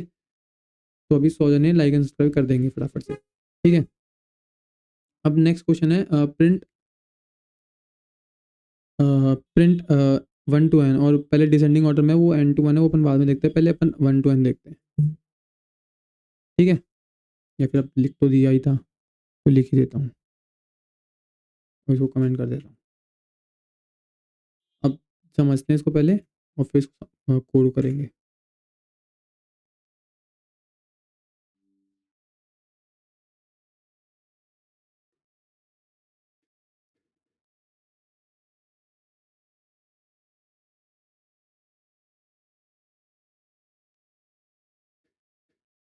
ठीक है, तो अब मैंने 1,5 से कॉल दिया, 1,5। अब मैं कर रहा हूँ भाई, मेरे को क्या प्रिंट करना है, 1 से लेके n तक नंबर प्रिंट करने हैं, ठीक है। ये वाला कमेंटेड है, ये वाला पार्ट नहीं चलेगा, ये वाला पार्ट चलेगा, ठीक है। मुझे 1 से लेके n तक नंबर प्रिंट करने हैं। अगर मैं तुमको बोलूँ लूप से कर दो तो तुम 1 से लेके n तक लूप चलाओगे और आई प्रिंट कर दोगे, ठीक है। तो वो करवाना नहीं है, मैं तुमको बोल रहा हूँ कैसे करो इसको। ये वाला लॉजिक तो तुमको समझ में आएगा कि भाई जब मैं n नंबर प्रिंट कर चुका हूँ तो n+1 नंबर प्रिंट नहीं करना, मुझे रिटर्न कर देना है, ठीक है। ये वाली चीज़ तो तुमको समझ में आ गई, ये वाला बेस केस तो तुमको ईजी लग रहा है अब, ठीक है। फिर अगर ये बेस केस नहीं हुआ तो मुझे उस नंबर को प्रिंट करना है, ठीक है। अगर बेस केस मीट नहीं करा, जैसे मान लो इधर 6 हो जाता और ये 5 रहता, तो 6 > 5 था। अगर ऐसा केस है तो मुझे 6 को प्रिंट नहीं करना, मुझे केवल n नंबर चाहिए थे, मुझे 5 नंबर ही चाहिए थे, तो मैं रिटर्न हो जाऊँगा। अगर नहीं हो रहा, मान लो 1 5,5 ही है, हाँ, तो मुझे 5 चाहिए, मतलब 5 चाहिए। अगर ये एग्जीक्यूट नहीं हो रहा है तो मुझे इस नंबर को प्रिंट करना है, ठीक है। और प्रिंट करने के बाद 5 प्रिंट हो गया, अब क्या चाहिए मुझे, 4 चाहिए। सॉरी, मतलब जैसे 5 के बाद अगली कॉल तो 1 के लिए जाएगी। जैसे मान लो 2 प्रिंट हो गया, 2 प्रिंट हो गया तो मुझे अब क्या चाहिए, 3 के लिए चाहिए, 3 कॉल चाहिए। तो मैं क्या करूँगा, i+1 की कॉल दे दूँगा, भाई तू अभी 2 प्रिंट करता हुआ ला रहा है मेरे को, अब तू जा और 3 प्रिंट कर। 3 प्रिंट हो गया, जा 4 प्रिंट कर, 4 हो गया, जा 5 प्रिंट कर, ऐसे, ठीक है। तो अब मैं तुमको इसका डायग्राम वो बना के दिखाता हूँ। तो पहले इधर तो प्रिंट होगा 5, ठीक है। पहले इधर सॉरी 1 प्रिंट होगा, 1 की कॉल आ रही है, 1 प्रिंट हुआ, फिर i+1, ठीक है। तो इधर प्रिंट फंक्शन लेके जाएगा अपना क्या 2,5, ठीक है। ये सी आउट कर देगा अपना 2 को, अम, और उसके बाद बेस कंडीशन तो मैट हुई नहीं, और फिर इसके बाद प्रिंट फंक्शन कॉल हो जाएगा 3,5 के लिए। ये अपना कॉल कर देगा 3,5 को, और ये अब चलेगा सी आउट, 3 प्रिंट होगा, प्रिंट फंक्शन कॉल होगा 4,5 के लिए, ठीक है। तो ये प्रिंट फंक्शन कॉल होगा 4,5 के लिए, तो ये ऐसा कुछ दिखेगा, सी आउट हो जाएगा 4, ठीक है। प्रिंट फंक्शन कॉल होगा 5,5 के लिए,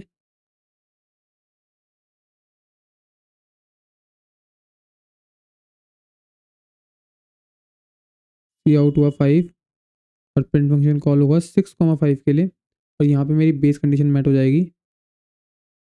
यहाँ पे मैं रुक जाऊँगा, यहाँ से रिटर्न कर जाऊँगा, ठीक है। यहाँ से रिटर्न कर दूँगा, यहाँ से रिटर्न कर दूँगा, यहाँ इसको रिटर्न कर दूँगा, यहाँ इसको रिटर्न कर दूँगा, और ये इसको रिटर्न कर देगा। मेन फंक्शन मतलब बेसिकली इसको रिटर्न कर देगा, और मेन फंक्शन ये फंक्शन इसको रिटर्न कर देगा, ये इसको रिटर्न कर देगा, ठीक है। ऐसे करके मेरा चलेगा। तो इसका अगर मैं तुमको रिकर्सिव ट्री बनाऊँ तो सेम वही बनेगा। पहली कॉल 1,5 के लिए, दूसरी कॉल प्रिंट फंक्शन कॉल होगा 2,5 के लिए, क्योंकि i+1 कर रहे हैं अपन, ठीक है। फिर कॉल होगी 3,5 के लिए, फिर कॉल होगी 4,5 के लिए, फिर कॉल होगी 5,5 के लिए, फिर कॉल होगी 6,5 के लिए, और यहाँ से रिटर्न हो जाएगा। तो ये रिटर्न, ये रिटर्न, ये रिटर्न, ये रिटर्न, और ये रिटर्न, ठीक है। तो ऐसे करके कॉल्स चल रही है। तो तुमको समझ में आया कि भाई ये ऐसे करके मेरे को असेंडिंग नंबर में पहले 1 प्रिंट हुआ, फिर 2, फिर 3, फिर 4, फिर 5। अब तुम बोलोगे डिसेंडिंग ऑर्डर में प्रिंट करके दिखाओ, पहले इसको रन करते हैं फिर डिसेंडिंग ऑर्डर में प्रिंट करेंगे, ठीक है। तो इसको रन करते हैं, कमेंटेड है। तो 1 2 3 4 5 ये मुझे प्रिंट करके दे रहा है असेंडिंग ऑर्डर में, ठीक है। अब मैं तुमको बोला भाई डिसेंडिंग ऑर्डर में भी अपन इसको कर सकते हैं,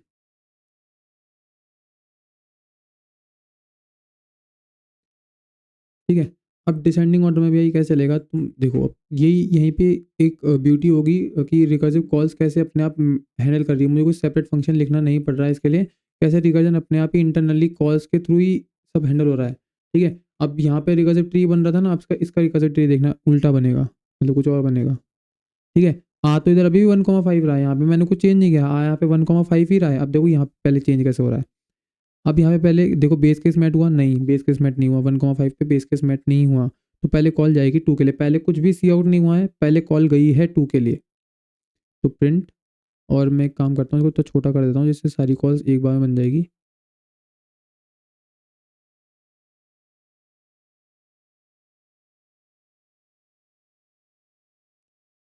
उनको दिख जाएगा यहाँ पे, ठीक है। तो ये 1,5 के लिए कॉल आई है। अब ये कॉल जाएगी सीधा 2 के लिए, पहले कुछ भी सी आउट नहीं है क्योंकि सी आउट तो नीचे लिख रखा है, तो प्रिंट फंक्शन कॉल हुआ 2,5 के लिए, ठीक है। अब बेस कंडीशन मैच नहीं हुआ, पहले कॉल जाएगी 3,5 के लिए, ठीक है। तो प्रिंट फंक्शन की कॉल गई 3,5 के लिए। अब कॉल जाएगी 4,5 के लिए, ठीक है। अब कॉल जाएगी 5,5 के लिए। अब कॉल जाएगी 6,5 के लिए। अब जब ये एक सेकेंड, ठीक है। अब कॉल जाएगी 6,5 के लिए। अब यहाँ पे जो होगा वो बेस कंडीशन मैट हो जाएगी, ठीक है। तो मैं कलर चेंज कर लेता हूँ। अब यहाँ पे 6,5 के लिए क्या होगा, 6 > 5 हो जाएगा, तो रिटर्न, कुछ भी नीचे का एग्जीक्यूट नहीं होगा, रिटर्न। तो ये इसको रिटर्न कर देगा। तो जब ये इसको रिटर्न करेगा तो अब इसकी नीचे वाली लाइन से एग्जीक्यूट होगी। नीचे क्या लिख रखा है, सी आउट आई, इसके लिए आई क्या है, आई और एन, तो सी आउट 5, ठीक है। ये रिटर्न करेगा अपना इस है कॉल इसको। अब इसके लिए आई क्या है, ये तो ये भी तो सी आउट करेगा, सी आउट 4। तो पहले 5 प्रिंट हुआ फिर 4, ठीक है, क्योंकि सी प्रिंट फंक्शन के नीचे सी आउट वाली कॉल है, उसके बाद ब्रैकेट बंद है, ये तो कोड कमेंटेड है, ठीक है। अब ये अपना इसको रिटर्न करेगा। इसके लिए आई क्या है 3 और एन क्या है 5, तो यहाँ पे सी आउट होगा क्या 3, 3 सी आउट हो गया। इसके पास कॉल जाएगी, ठीक है। तो ये सी आउट करेगा अपना 2 को, तो ये 2 सी आउट करेगा। अब इसको ये कॉल देगा इस वाले एक सेकेंड, कॉल जाएगी इधर, वापस आ जाएगी कॉल, ठीक है। तो अब जब कॉल वापस आई तो यहाँ पे सी आउट होगा, इसके लिए आई था 1, ठीक है। तो 1, जब ये अपना काम कंप्लीट कर देगा तो ये कॉल देगा मेन फंक्शन को। तो ऐसे करके कॉल जा रही है। अब इसका अपन स्टैक में डायग्राम बनाते हैं कि कॉल्स कैसे गई है, ओके, ठीक है। सबसे बेसिक में मेन फंक्शन तो है ही,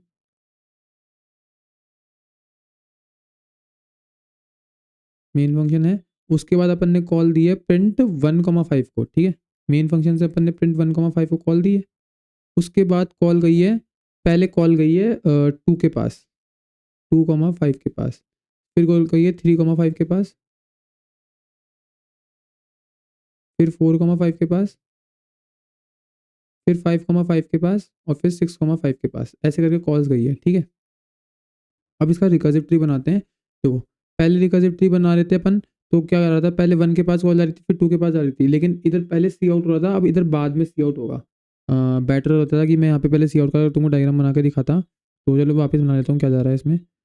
1,5 की कॉल है, उसके बाद कॉल गई है 2,5 की, उस मतलब 1,5 की कॉल है। उसके बाद इसने पहले इधर इधर इधर इसकी बात हो रही है, तो इसने पहले सी आउट कराया है 1 को, ठीक है। इधर बनाता हूँ, इधर इसने सी आउट कराया 1 को, इधर कॉल गई है 2,5 की, ठीक है। इधर कॉल गई है 3,5 की, इधर कॉल गई है 4,5 की, सिमिलरली 5,5 की। इधर इसने पहले कॉल देने से पहले प्रिंट कराया 2, कॉल देने से पहले प्रिंट कराया 3, कॉल देने से पहले प्रिंट कराया 4, कॉल देने से पहले प्रिंट कराया 5, ठीक है। इसके बाद 6,5 की कॉल जाएगी, और ये बेस केस है, ठीक है। तो यहाँ पे तो पहले कॉल देने से पहले प्रिंट हो रहा है, यहाँ पे कॉल देने के बाद में प्रिंट होंगे, ठीक है। तो अब यहाँ का रिकर्सिव डायग्राम देखो, कॉल्स तो वैसे जाएगी 1,5 की कॉल, फिर 2,5 की कॉल, फिर 3,5 की कॉल, फिर 4,5 की कॉल, फिर 5,5 की कॉल, फिर 6,5 की कॉल। ये बेस केस, ठीक है। ये इसको रिटर्न कर देगा, रिटर्न कर देगा तो ये अब प्रिंट कराएगा 5, ये इसको रिटर्न कर देगा, ये प्रिंट कराएगा 4, ये इसको रिटर्न कर देगा, ये प्रिंट कराएगा 3, ये इसको रिटर्न कर देगा, ये प्रिंट कराएगा 2, ये इसको रिटर्न कर देगा, तो अब ये प्रिंट कराएगा 1, ठीक है। अपन देखा सब रिटर्न करने के बाद सी आउट 1 हुआ है, ठीक है। तो इधर रिटर्न करने के बाद इधर पहले प्रिंट हुए, इधर पहले प्रिंट हुए थे, इधर बाद में प्रिंट हुआ है, ठीक है। इधर इधर अपन ने नीचे जाते हुए प्रिंट किया था, और इधर अपन ने ऊपर आते हुए प्रिंट किया है, ठीक है। तो ऊपर आते हुए प्रिंट किया था पहले डिसेंडिंग ऑर्डर में, सबसे डेप्थ वाली वैल्यू जो कि सबसे लार्जेस्ट वैल्यू थी 5 से चालू हुआ प्रिंट होना, और यहाँ पे 1 से चालू हुआ। तो अब इन दोनों को अपन रन करके देखते हैं।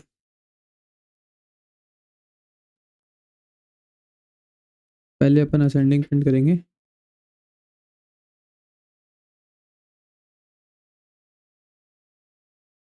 1 2 3 4 5 प्रिंट हो रहा है, और अब अपन डिसेंडिंग प्रिंट करते हैं,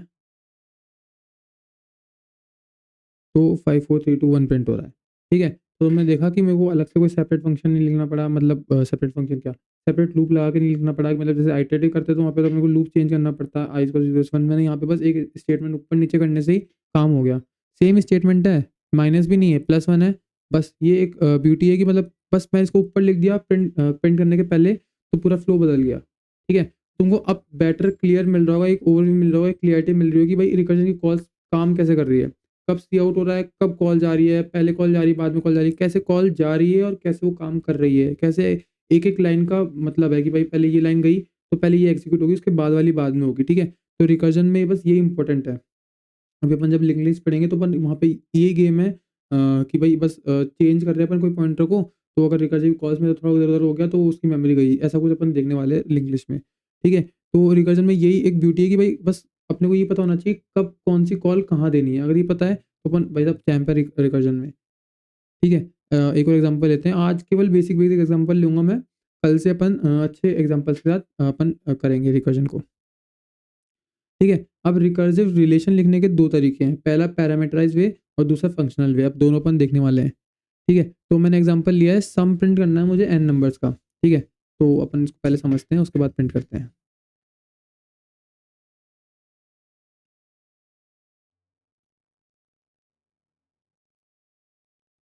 मुझे n नंबर का सम प्रिंट करना है, ठीक है। लेट्स सेज मेरे को पहले है ना फर्स्ट 3 नंबर का सम प्रिंट करना है, ठीक है। अब मुझे तुम खुद बताओ कि तुम सम के अंदर कौन-कौन से नंबर्स ऐड करोगे? अगर मैं तुमको बोलूँ कि मुझे n नंबर तक का सम चाहिए, तो n के पहले के कौन-कौन से नंबर्स को तुम ऐड करोगे? तुम्हारा जवाब, देखो मुझे सम चाहिए, तो तुम बोलो भैया मैं इसमें n तो ऐड करूँगा। मैंने बोला बहुत बढ़िया। भैया मैं इसमें n-1 ऐड करूँगा। मैंने बोला बहुत बढ़िया, ठीक है। मैंने उसको बोला कि भैया तो मैं इसमें n-2 भी ऐड करूँगा। मैं बोला ठीक है बहुत बढ़िया। ऐसे भैया मैं चला गया 1, इसमें मैं 1 भी ऐड करूँगा। मैं 1 तक जाऊँगा। मैं बोला ठीक है बहुत बढ़िया, ठीक है।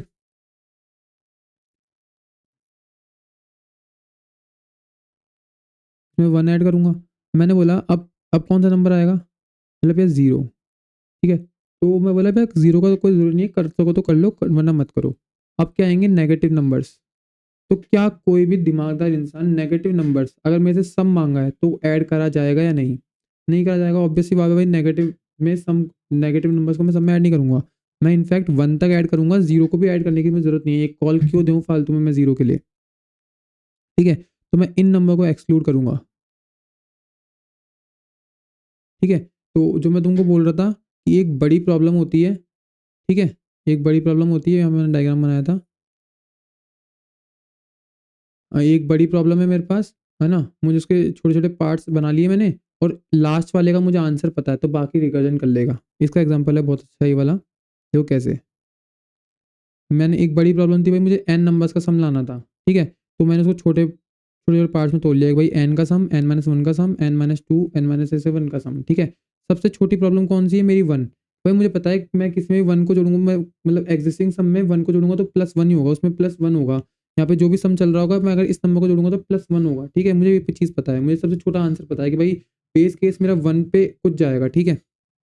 या फिर मैं ऐसे बोल सकता हूँ कि अगर 0 पे पहुँच जाए कॉल तो रिटर्न कर दो, ऐसा भी बोल सकता हूँ। भाई 0 पे कॉल पहुँच जाए, अगर आई मेरा 0 हो तो रिटर्न कर दो। अगर अभी तक जो अपन रिटर्न वाला एग्ज़ाम्पल चलते हैं तो रिटर्न ही लेके चलते हैं। ठीक है, रिटर्न कर दो। अगर 1 पे पहुँच जाऊँ तो इसको सम के ऐड करके रिटर्न कर दो। अगर 1 के लिए कॉल हो, अगर i इक्वल्स टू 1 के लिए, दोनों में से कोई भी बेस हो सकता है। अगर i इक्वल्स टू 1 के लिए तुम बेस कॉल बोल रहे हो, तो सम में इसको ऐड कर दो, ठीक है? और फिर रिटर्न कर दो। आगे कॉल्स नहीं देनी, ठीक है? तो तुम दोनों में से जो बेस केस लेना चाहो दोनों काम करेंगे। ठीक है, तो मुझे सबसे छोटी वाली चीज़ का आंसर पता है, ठीक है, और ये बड़ी चीज़ है। अब यहाँ पे भाई 1000, 10,000, 1 लाख, 2 लाख होती है एन की वैल्यू, तो कहाँ तक तुम 1 तक प्लस लूप लगा लगा के प्लस करते रहते, रिकर्जन काम बढ़िया कर देगा ना। अब देखो कैसे करेगा, तुमको बेस कंडीशन तो पता चल गई, ठीक है। अब इस डायग्राम से मुझे बेस कंडीशन भी पता चल रही है और बेसिकली n माइनस वन नहीं, n minus two, base condition भी पता चल रही है और रिकर्सिव रिलेशन भी पता चल रहा है। तो तुमने बोला भैया बेस कंडीशन तो ठीक है, मुझे पता चल गया 1 या फिर 0 में से दोनों में से कोई भी एक बेस कंडीशन हो सकती है, जब i 1 होगा या 0 होगा। रिकर्सिव रिलेशन मैं बोला देखो ध्यान से, यहाँ पे n फिर n माइनस टू की कॉल, ऐसे n माइनस थ्री की call, n minus four, n minus one, मतलब n माइनस आई की कॉल चलेगी, ठीक है। तो रिकर्सिव रिलेशन क्या होगा, n माइनस आई की कॉल, ठीक है, और बेस कंडीशन होगी ये। अब मैंने तुमको बोला भैया दो तरीके होते हैं, पैरामीटर और फंक्शन, ये कौन सा है, तो मैं बोला ये फंक्शन है, ये फंक्शनल है, ठीक है। मैं क्या बोल रहा हूँ, n plus n minus one की कॉल, अभी तुम ये वाला तो मैं तुमको कमेंट कर रहा हूँ, ये तुमको भी तो बताता हूँ मैं थोड़ी देर में, ठीक है। मैंने तुमको बोला ये फंक्शनल वे है, देखो कैसे। मैंने बोला कि भैया सम है मेरा 0, मैंने सम 0 बना दिया। मैं तुमको बोल रहा हूँ कि सम में है ना, मुझे सम ला के शो कर दो, पहले 5 नंबर का सम ला के इसमें शो कर दो, फिर मैं सम को प्रिंट करा रहा हूँ, ठीक है। और मैं इसको एक बार डिलीट कर देता हूँ। अब यहाँ पे पहले आया मेरे पास क्या, 5 आया, और सम इसको 0 में मैंने इनिशियलाइज, मैंने एक्सप्रेसली अगर मैं कोई फंक्शनल सम की वैल्यू इनिशियलाइज ना करे तो 0 लेगा, डिफॉल्ट पैरामीटर है, ये मैंने पढ़ा रखा है पहले ही, ठीक है। तो एन की वैल्यू 0, मैंने 0 वाला बेस केस लिया है, भाई 0 आ जाए तो भाई तब तक है ना सम में सब कुछ ऐड हो गया होगा, सम को रिटर्न कर दो, ठीक है। 0 आ जाए तो मतलब यहाँ से रिटर्न कर दो, अब आगे फर्दर कॉल्स नहीं देनी इसके। अब जो भी तुम्हारा सम के अंदर वेरिएबल है वहाँ पे उसमें सारा सम स्टोर्ड है अभी तक के नंबर का, ठीक है। इस सम के अंदर सारा स्टोर्ड है, तुम इसको लेके रिटर्न हो जाओ, भाग जाओ यहाँ से, ठीक है। उसके बाद मैंने क्या बोला, n plus n minus one की कॉल को रिटर्न कर दो, n plus n minus one की कॉल को रिटर्न कर दो।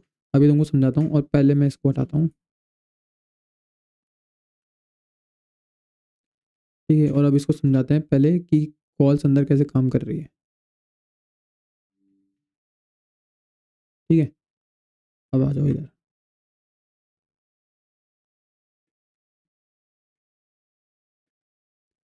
देखो यहाँ पे पहले समझ लो, मैंने तुमको बोला भाई किसी में भी कोई एन नंबर का सम चाहिए तो वो नंबर तो ऐड होगा ही, उसके पहले वाला नंबर ऐड होगा, इन दोनों के अंदर इसके पहले वाला नंबर ऐड होगा, इन दोनों के अंदर इसके पहले नंबर ऐड होगा, ऐसे ऐसे 1 तक और फिर 0 तक। नेगेटिव नंबर्स तो बिल्कुल ही नहीं होंगे यार, बिल्कुल ही नहीं होंगे, 0 हो सकता है एक बार के लिए फिर भी, लेकिन नेगेटिव नंबर्स नहीं होंगे, ठीक है। तो 0 तक मेरी एक्सट्रीम पॉसिबल रुकने की जो स्थिति है वो 0 है, ठीक है। मैं 0 तक लेके चल रहा हूँ, अगर 1 तक रुकना होता तो मेरे को पहले रिटर्न रिटर्न जो सम करा रहा हूँ उसमें मेरे को रिटर्न सम प्लस आई कराना पड़ता है, तो मेरे को आई सम प्लस आई करना पड़ता, ठीक है। तो देखो अब क्या होगा, करंट आता है इसमें, ठीक है, मेटल बॉडी है, ठीक है। तो कोई बात नहीं, आगे चलते हैं।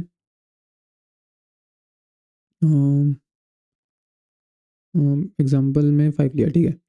तो एग्जाम्पल में 5 लिया मैंने,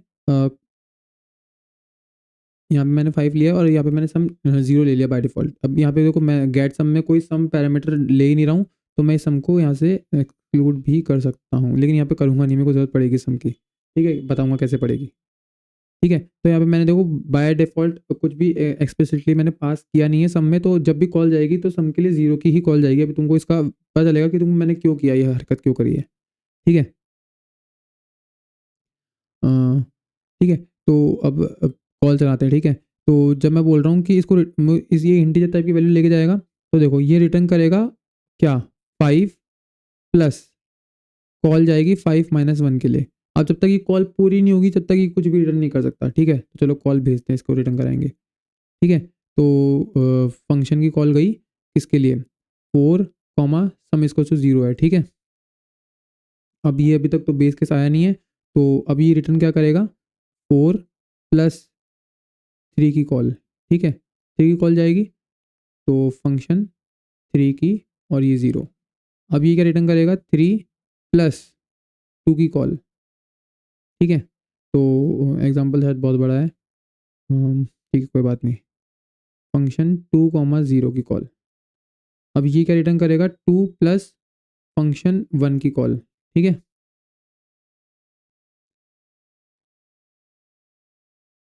फंक्शन 1 कॉमा 0 की कॉल। अब ये क्या रिटर्न करेगा, 1 प्लस फंक्शन 0 की कॉल। अब जैसे ही 0 की कॉल देगा तो क्या होगा यहाँ पे, 0,0 पे है कॉल। अब बेस केस रिटर्न कर गया 0,0 n इक्वल टू 0 हो गया। अब यहाँ पे n इक्वल टू 0 हो जाए तो भैया सम रिटर्न कर दो। अब तुम बोलोगे भैया सम तो तुम यहाँ पे पास ही नहीं कर रहे, सम में तुमने कुछ ऐड ही नहीं किया, तुम रिटर्न क्या करोगे? अब मैं तुमको बोलूँ कि भैया मेरे को है ना पहले 0 नंबर का सम चाहिए, पहले 0 नंबर का, मतलब पहले 0 नंबर का, तो 0 होगा, पहले 1 नंबर का सम भी चाहिए होता तो वो 1 होता, लेकिन 0 नंबर का सम चाहिए तुमको तो 0 ही तो होगा, उसका सम 0 ही तो होगा। तो रिटर्न में सम क्या करा रहा हूँ, सम क्या है अभी सम क्या है, 0 ही तो है, ये सम है मेरा। मैं बाय डिफ़ॉल्ट 0 है इसलिए मैंने इसको बाय डिफ़ॉल्ट ले रखा है। अगर तुमको यहाँ पे ऐसा नहीं लेना कुछ भी तो तुम यहाँ पे सिंपली 0 लिख सकते हो। अगर तुमको यहाँ पे कुछ भी ये सब नहीं लिखना मत लिखो, कोई दिक्कत नहीं है। यहाँ पे सिंपली 0 लिख दो तो ये रिटर्न क्या कर देगा, 0, ये 0 रिटर्न कर देगा, ठीक है। अब तुम यहाँ पे इस सम के अंदर 0 रिटर्न हो या फिर तुम कैसे भी 0 रिटर्न कराओ, यहाँ पे 0 रिटर्न कराना है क्योंकि 0 नंबर का सम 0 होता है, तो इसने 0 रिटर्न कर दिया, ठीक है। अब यहाँ पे देखो, ये 0 रिटर्न कर देगा इसको। अब ये किसका वेट कर रहा था, इस कॉल का, इसका आंसर क्या इसने रिटर्न किया 0, तो 1 + 0 क्या होगा 1। अब ये इसको रिटर्न क्या करेगा 1, तो 2 + 1 क्या होगा 3, तो जब ये इसको रिटर्न करेगा तो क्या आएगा आंसर 3, 3 + 3 क्या होता है 6, तो इसको रिटर्न करेगा तो आंसर क्या आएगा 6, 6 + 4 क्या होगा 10। आंसर जब ये इसको रिटर्न करेगा क्योंकि ये भी तो वेट कर रहा है ना इस कॉल का, तो ये क्या रिटर्न करेगा 10, 10 + 5 क्या होता है 15। अभी 15 ये क्या है इन टाइप का है, ये रिटर्न किसको करेगा इस सम के अंदर, इसके अंदर क्या स्टोर होगा 15। अभी 15 क्या प्रिंट हो जाएगा, प्रिंट हो जाएगा 15, 15 प्रिंट हो जाएगा, ठीक है। तो ऐसे तुमको पता चला कि भाई इंटरनली कॉल्स कैसे जा रही है, ठीक है। ये होता है एक फंक्शनल वे होता है, पैरामीटराइज वे अपन देखेंगे कि इसके अंदर अपन एक अलग से पैरामीटर भेजें, सम नाम का सम वेरिएबल भेजें, उसके अंदर वैल्यूज स्टोर हो, वो भी अपन देखेंगे। तो देखते हैं, रुक जाओ, उसको फिर थोड़ी देर में देखते हैं। पहले अपन इसका स्टैक का डायग्राम बनाते हैं। डायग्राम तो बेसिकली यही बनेगा 5,0 4,0 3,0 2,0 1,0 0,0 तो मैं सीधा ट्री बनाता हूँ इसका, ठीक है। तो पहले कॉल गई 5,0 के लिए, 0 के लिए, फिर कॉल गई 4,0 के लिए, फिर कॉल गई 3,0 के लिए, फिर कॉल गई 2,0 के लिए, फिर कॉल गई 1,0 के लिए, और फिर कॉल गई 0,0 के लिए, और ये बेस कंडीशन थी, ठीक है, ये बेस कंडीशन थी। अब आगे क्या होगा, इसके बाद ये बेस कंडीशन थी, इसने इसको रिटर्न किया 0, इसने क्या रिटर्न किया 1, 1 + 0 इसने रिटर्न किया, तो इसने क्या रिटर्न किया 1।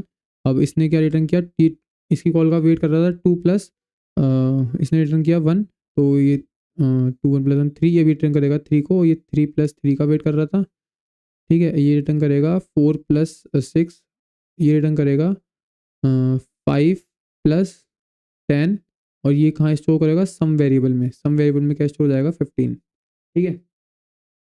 समझाता हूँ एक बार रिकर्सिव ट्री। जब 5,0 की तुमने मेन फंक्शन से कॉल दी तो वो क्या वेट कर रहा है 5 + 4 की कॉल का, तो 4 की कॉल उसको क्या ला के देगी 6, कैसे ला के देगी देखो, 4 की कॉल क्या कर रही है खुद, 4 + 3 की कॉल का वेट, 3 की कॉल का क्या कर रही है 3 + 2 की कॉल का वेट, 2 की कॉल क्या कर रही है 2 + 1 की कॉल का वेट, 1 की कॉल क्या कर रही है 1 + 0 की कॉल का वेट, 0 की कॉल क्या कर रही है 0 प्लस, सॉरी 0 कुछ नहीं प्लस नहीं कर रही, 0 तो क्या है खुद एक बेस कंडीशन है, 0 खुद की बेस कंडीशन है। इसका आंसर मैंने दे रखा है भाई, जब भी i = 0 हो जाए तो आंसर क्या करना है रिटर्न 0 करना है, रिटर्न 0 करना है। जो ये 0 रिटर्न कर देगा, और जो ये 1 + 0 की कॉल का वेट कर रही थी इसको आंसर मिल गया 0, तो ये अभी अपना काम करेगी, रिटर्न कर देगी 1 को, ये 1 को रिटर्न कर देगी, तो ये वेट कर रहा था इसका तो ये 3 रिटर्न कर देगा, ये वेट कर रहा था इसका ये 6 को रिटर्न कर देगा, ये वेट कर रहा था इसका तो ये 10 को रिटर्न कर देगा, और फाइनली ये रिटर्न कर देगा अपना आंसर 15। तो ऐसे करके रिकर्सिव कॉल्स चल रही है। तो तुमको ये इसको मैं बोलता हूँ फंक्शनल वे, ठीक है। एक फंक्शन के अंदर ही बिना कोई एक्स्ट्रा पैरामीटर दिए काम हो गया। अब अपन देखते हैं पैरामीटराइज्ड वे, ठीक है।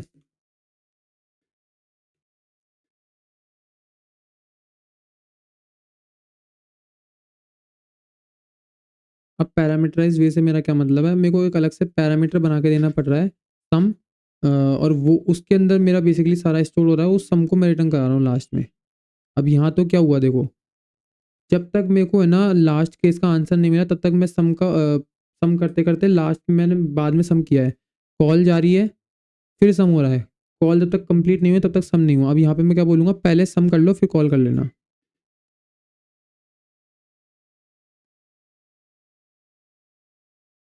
मैं सम के साथ ही कॉल कर रहा हूँ मैं यहाँ पे, देखो कैसे। मैंने कॉल में क्या बोला है 5,0 की कॉल आ रही है, ठीक है। अब बेस कंडीशन तो वो ये जब 0 पे रीच हो जाए तो सम को रिटर्न कर देना, अब यहाँ पे सम में हर बार कोई वैल्यू जाएगी तो ये बाय डिफ़ॉल्ट 0 नहीं लेगा, ठीक है। तो अब मैं क्या बोल रहा हूँ कि भैया 5 तो ऐड करना ही है, सम में ऐड करना है 5। कॉल किसके लिए जानी चाहिए? 4 के लिए जानी चाहिए। देखो मतलब कैसे, मेरे पास सम वेरिएबल है, मेरे को उसमें 5 ऐड कर दिया मैंने। अभी जो भी मेरा नंबर चल रहा है n इक्वल टू 5 का, n इक्वल टू 5 का मैंने वो 5 ऐड कर दिया। अब कॉल किसके लिए जानी चाहिए? कॉल जानी चाहिए भैया 4 के लिए, ठीक है। नेक्स्ट आइटरेशन देखो, जब n इक्वल टू 4 के लिए कॉल आएगी तो सम में मैं ऐड क्या करूँ? एग्जिस्टिंग सम में, जो मेरा एग्जिस्टिंग सम है 5, उसमें मैं क्या ऐड करूँ? प्लस कर दूँ भैया इस n को, ठीक है। कॉल किसके लिए जानी चाहिए भैया? जो भी अभी n चल रहा है -1, क्यों भैया क्यों? क्योंकि ये देखो तुमने 5 कर लिया, 4 कर लिया, फर्स्ट n नंबर का सम चाहिए था तुमको, तो 1 से लेके 5 तब तुम रिवर्स ऑर्डर में कॉल कर रहे हो, ठीक है। अब कॉल आनी चाहिए n-1 के लिए, यानी कि 3 के लिए, तो n इक्वल टू 3 के लिए कॉल गई। अब सम में क्या स्टोर होगा? एग्जिस्टिंग सम में जो मेरा 5 + 4 5 9 + 3 की कॉल जानी चाहिए अब, ठीक है। सॉरी एक सेकेंड, हाँ 9 + 3 को ऐड कर दो।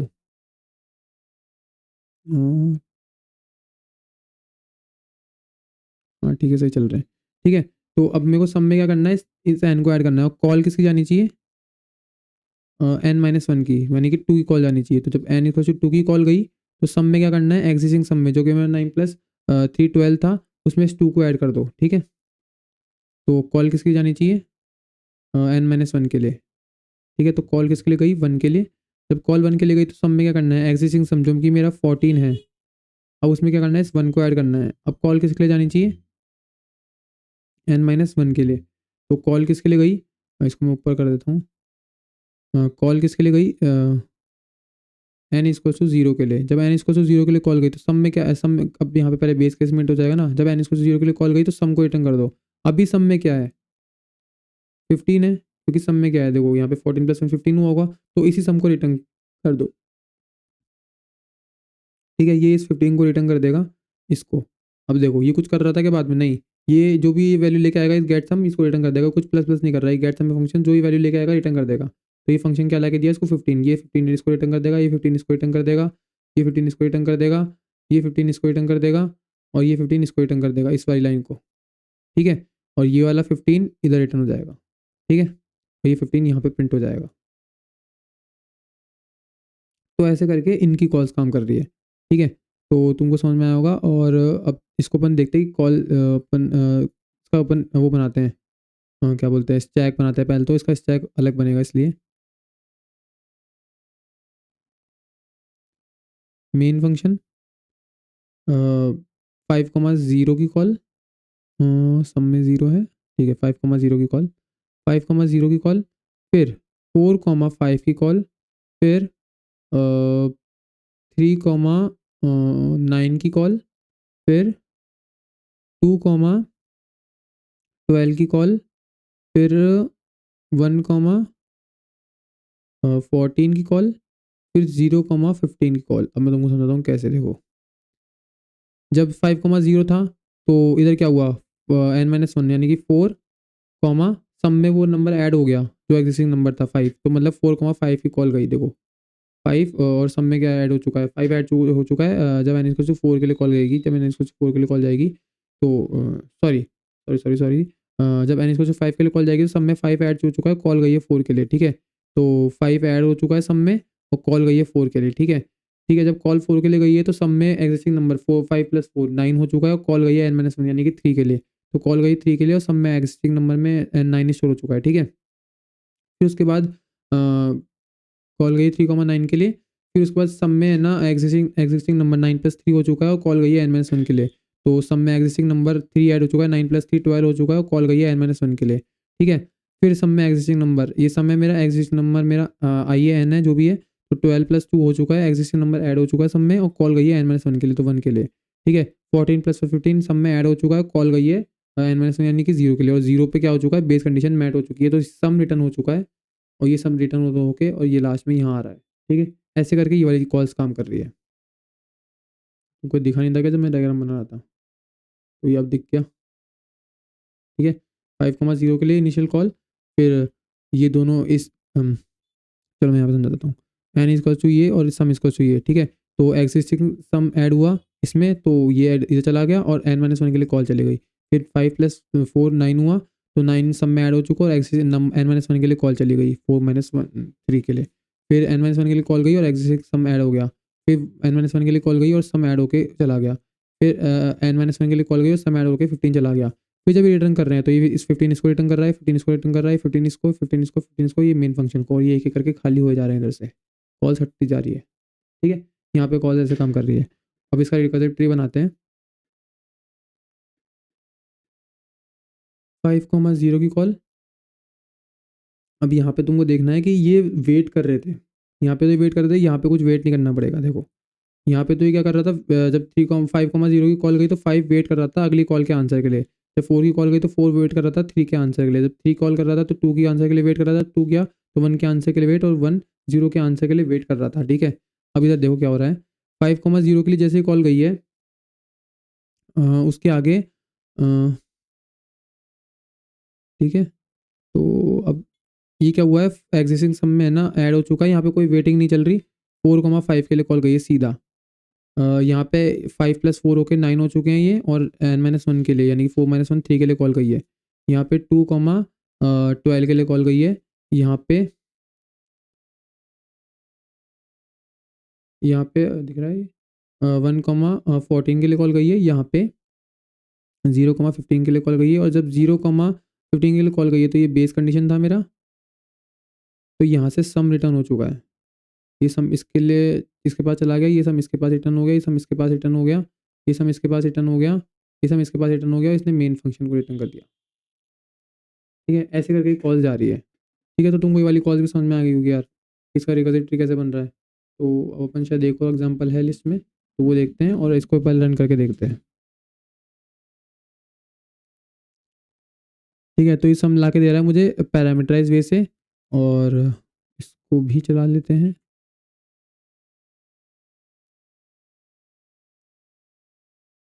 तो ये सम ला के दे रहा है मुझे फंक्शनल वे से, ठीक है? तो अब इसको बंद कर देते हैं, और लास्ट क्वेश्चन है रिवर्स एरे,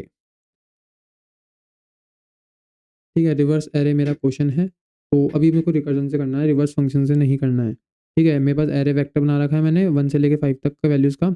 मैं कर रहा हूँ स्टार्टिंग इंडेक्स 0। ये चीज़ तो बहुत ईजी है, बाइनरी सर्च में अपन ने कर रखी है, तो तुमको वर्बली भी करा सकता हूँ मैं, देखो कैसे।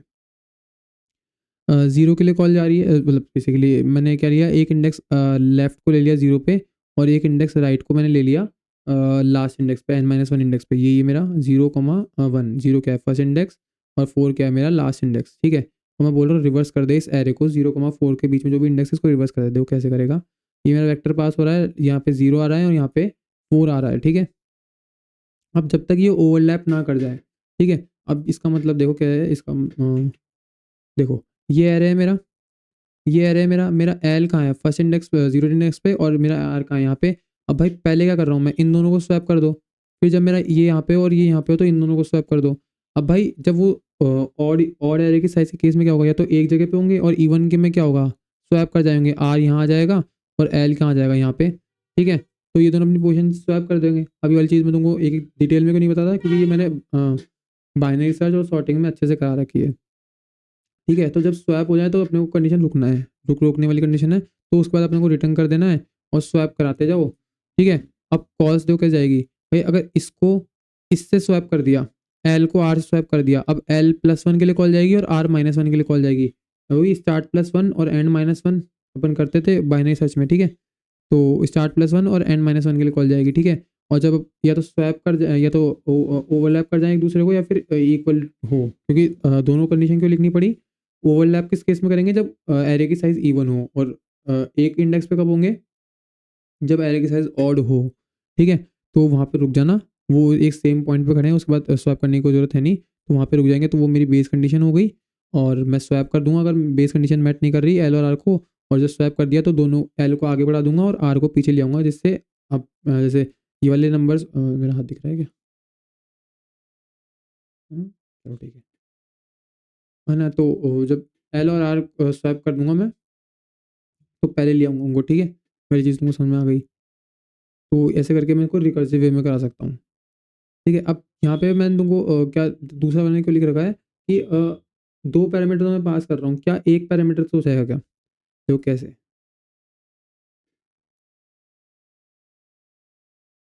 मैंने तुमको बोला ये कह रहे हैं 1 2 3 4 5, मैं एल यहाँ ले रहा हूँ, आर यहाँ ले रहा हूँ। ये वाली चीज़ तो मैंने तुमको करके दिखा दी भाई। पहले एल और आर को स्वैप करा दो, इधर 5 लिख दो, इधर 1 लिख दो। स्वैप कराने के बाद इसको आगे बढ़ा दो और इसको पीछे ले आओ। और कब तक करते रहो, या तो ये दोनों एक जगह पे ना आ जाए, ठीक है, या फिर ये दोनों एक दूसरे को क्रॉस ना कर दें। क्रॉस कैसे, आ इधर और एल इधर, या तो ये केस केस में होगा, इवन वाले एरे के साइज में केस में होगा, ठीक है। ये चीज़ मैं देख चुका हूँ।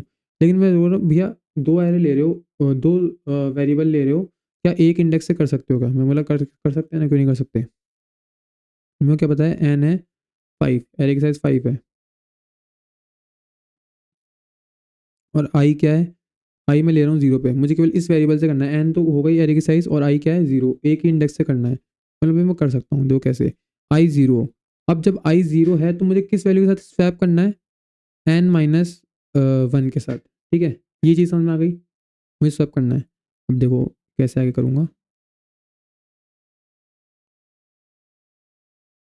जब मेरा आई यहाँ पे हो तो मुझे किसके साथ स्वैप करना है, n-2 के साथ, ठीक है। लेट्स से मेरा एरे की साइज 6 होती, मान लो 6 एरे का साइज होता। जब मेरा आई यहाँ पे हो तो मुझे किसका स्वैप करना है, n-3 के साथ, ठीक है। इसको मैं बस 6 का बना ही लेता हूँ, ईजी रहेगा समझने में।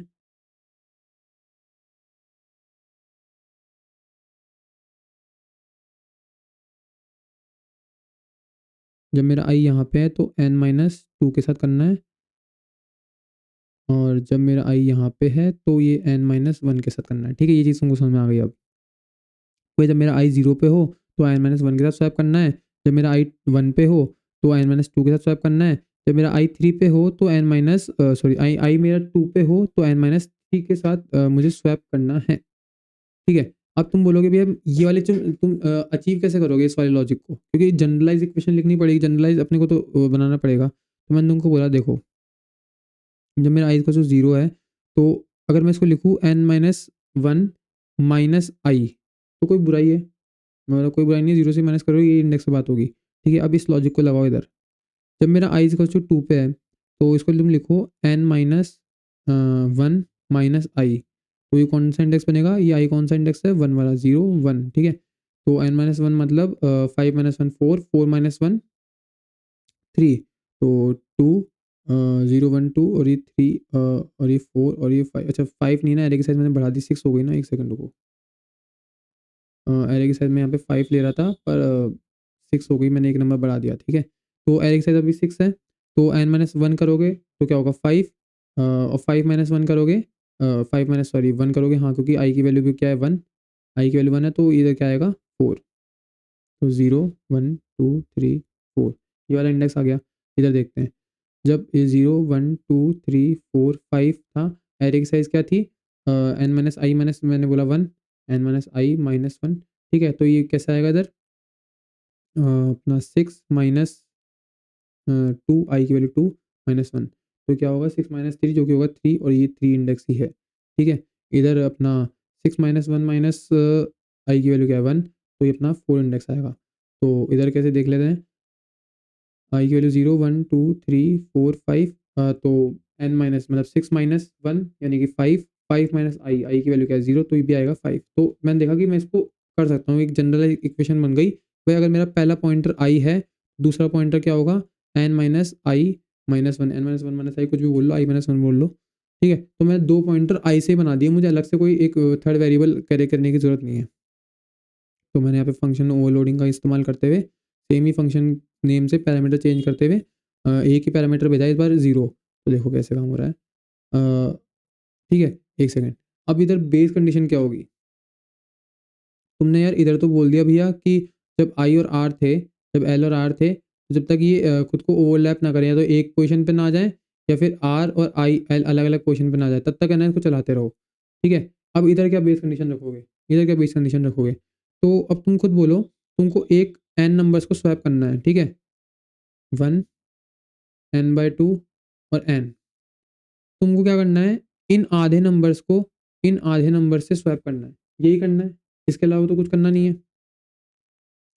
तो अब तुम्हारी बेस कंडीशन क्या है कि भाई जब तक तुम आई ट्रैवर्स करते करते n/2 तक ना चल जाओ तब तक लूप चलाओ, उसके मतलब जब तक रिकर्जन चलाओ उसके बाद रिटर्न कर देना। जैसे तुम यहाँ पहुँच जाओगे आई को, तुमको इसके आगे जाने की ज़रूरत है नहीं, आई मेरा यहाँ पहुँच गया तो इसके आगे वाले नंबर्स तो अपने आप पहले वाले नंबर से स्वैप हो चुके होंगे, तो यही मेरी बेस कंडीशन होगी। ठीक है? तो देखो कैसे मैंने लिया एरर साइज़ और जब मैं आधा एरे ट्रैवर्स कर चुका हूँ तो उसके बाद मुझे रिटर्न कर देना है, उसके बाद मुझे और स्वैपिंग करने की ज़रूरत नहीं है क्योंकि मेरा एरे रिवर्स हो चुका होगा पहले आधे नंबर से। वही स्वैप कर रहा हूँ फर्स्ट इंडेक्स से और दूसरा इंडेक्स मैंने बनाया n-i-1 से, ठीक है? और रिवर्स कर दे रहा हूँ और आई को इंक्रीज़ कर दे रहा हूँ क्योंकि मुझे अब अगले इंडेक्स को n-i-1 वाले इंडेक्स से स्वैप करना है, ठीक है? तो इसको भी चला के दिखा देते हैं। तो ये वाला चल रहा है और ठीक है मेरे आंसर्स प्रिंट हो रहे हैं, ठीक है? अरे मेरा एक सेकंड, ये 1 2 3 4 5 और 1 2 3 4 5 क्यों प्रिंट हो रहा है देखो कैसे। इधर 1 2 3 4 5 था और 1 2 3 4 5 प्रिंट हो गया, देखो कैसे। इस वाले रिवर्स ने इसको क्या किया होगा, पहले रिवर्स करके क्या कर दिया होगा 5 4 3 2 1 कर दिया होगा। लेकिन एक और नीचे रिवर्स फंक्शन है जो क्या कर रहा है, फर्दर रिवर्स कर रहा है, इस 5 4 3 2 1 को 1 2 3 4 5 कर दे रहा है। अब जैसे मान लो इस वाले फंक्शन को कमेंट कर दूँ तो अब मेरा आंसर सही आएगा। 5 4 3 2 1 आ गया, ठीक है? अगर मैं इसको कमेंट हटा के इसको कमेंट करूँ तो भी मेरा आंसर सही ही आएगा, ठीक है? ये वाली चीज़ तुमको समझ में आ गई है। अगर मैं दोनों को कमेंट नहीं करूँगा तो रिवर्स तो हो रहा है इंटरनली, फिर वो वापस रिवर्स हो जा रहा है, ठीक है? तो ये 1 2 3 4 5 आ रहा है। अब यहाँ पे बात ये वाले अपन ने सब देख लिए हैं कि ये सब कैसे क्या कम करते हैं। अब एक बार इनकी ना टाइम कॉम्प्लेक्सिटी देख लेते हैं। अपने टाइम कॉम्प्लेक्सिटी एक भी कोड की नहीं देखी है। अब टाइम कॉम्प्लेक्सिटी यहाँ पे स्पेस कॉम्प्लेक्सिटी भी बढ़ेगी, देखो कैसे। सीधा कोड में बात करते हैं अपन। यहाँ पे जब मेरा इस बेसिस को अनकमेंट कर देता हूँ, ठीक है? यहाँ पे देखो टाइम कॉम्प्लेक्सिटी क्या है। यहाँ पे टाइम कॉम्प्लेक्सिटी ओ ऑफ अपनी जो अपन क्या प्रिंट कर रहे हैं, एन अपन एन नंबर्स को प्रिंट कर रहे हैं, एन नंबर्स को प्रिंट कर रहे हैं तो एन कॉल्स जाएगी। आपने देखा था 5 का एग्जांपल था तो 5 कॉल जा रही है और उतनी ही स्पेस अपनी स्टैक में मेन फंक्शन के बाद 5 स्पेस लिए तो ओ ऑफ एन स्पेस होगा और ओ ऑफ एन ही अपना टाइम कॉम्प्लेक्सिटी होगा, ठीक है? अब तुम यहाँ बोल सकते हो कि भाई वाइल लूप में तो ओ ऑफ एन टाइम कॉम्प्लेक्सिटी तो लगती लेकिन स्पेस कॉम्प्लेक्सिटी नहीं लगती, तुमने यहाँ पे टाइम कॉम्प्लेक्सिटी लगा दी, फालतू वेस्ट हो गया। तो मैंने तुमको बोला भाई ये बहुत जगह पे हेल्प करेगी, इसलिए अपन पढ़ रहे हैं यहाँ पे, तुम उसको रिलेट मत करो आइटरेटिव से, ठीक है? तो यहाँ पे देख सकते हैं कि ओ ऑफ एन अपनी टाइम कॉम्प्लेक्सिटी और ओ ऑफ एन अपनी स्पेस कॉम्प्लेक्सिटी होगी। यहाँ पे देखें तो यहाँ पे भी अपना है ना ओ ऑफ एन अपना स्पेस कॉम्प्लेक्सिटी और टाइम कॉम्प्लेक्सिटी होगी। ओ ऑफ एन स्पेस में स्पेस कॉम्प्लेक्सिटी क्यों, क्योंकि स्टैक में रिकर्जन की कॉल्स स्टोर होगी, एक कॉल दूसरी कॉल के लिए वेट कर रही है, दूसरी कॉल तीसरी कॉल के लिए वेट कर रही है, तीसरी चौथी के लिए वेट कर रही है, कितनी कॉल्स के लिए वेट कर रही है, n-1 कॉल एन कॉल के लिए वेट कर रही है, इसलिए तो हो गई स्पेस कॉम्प्लेक्सिटी। और टाइम कॉम्प्लेक्सिटी क्यों, क्योंकि भाई एन क्या था मेरा 100, तो 100 सब्सक्राइबर को प्रिंट कर रहा हूँ, पहले 1 को फिर 2 को फिर 3 को फिर 4 को ऐसे लेके 100 तक, तो टाइम कॉम्प्लेक्सिटी भी ऑफ 100 हो गई, ठीक है? प्रिंट 1 टू एन यहाँ पे भी सेम है, एन टाइम कॉम्प्लेक्सिटी और एन स्पेस कॉम्प्लेक्सिटी। अगेन यहाँ पे भी सेम है, एन टाइम कॉम्प्लेक्सिटी और एन स्पेस कॉम्प्लेक्सिटी, ठीक है? रिवर्स एरे में अगर मैं इस सेकंड वाले फंक्शन की बात करूँ तो यहाँ पे n/2 कॉल्स ही गई है, n कॉल्स नहीं गई है, n/2 पे अपन ने रोक दिया है, तो n/2 ही अपनी टाइम कॉम्प्लेक्सिटी और n/2 ही अपनी स्पेस कॉम्प्लेक्सिटी होगी। यहाँ पे अगर मैं इसकी बात करूँ तो यहाँ पे अपनी कॉल्स कैसे जाएगी, पहले एल था फिर आर फिर एल फिर आर, तो हर एक एलिमेंट ट्रैवर्स हो रहा है तो यहाँ पे भी कॉम्प्लेक्सिटी पूरी लगेगी, ठीक है? तो यही था इस वीडियो में। तो आज की वीडियो में अपन ने क्या किया, एक बार अपन रिकैप कर लेते हैं फटाफट से।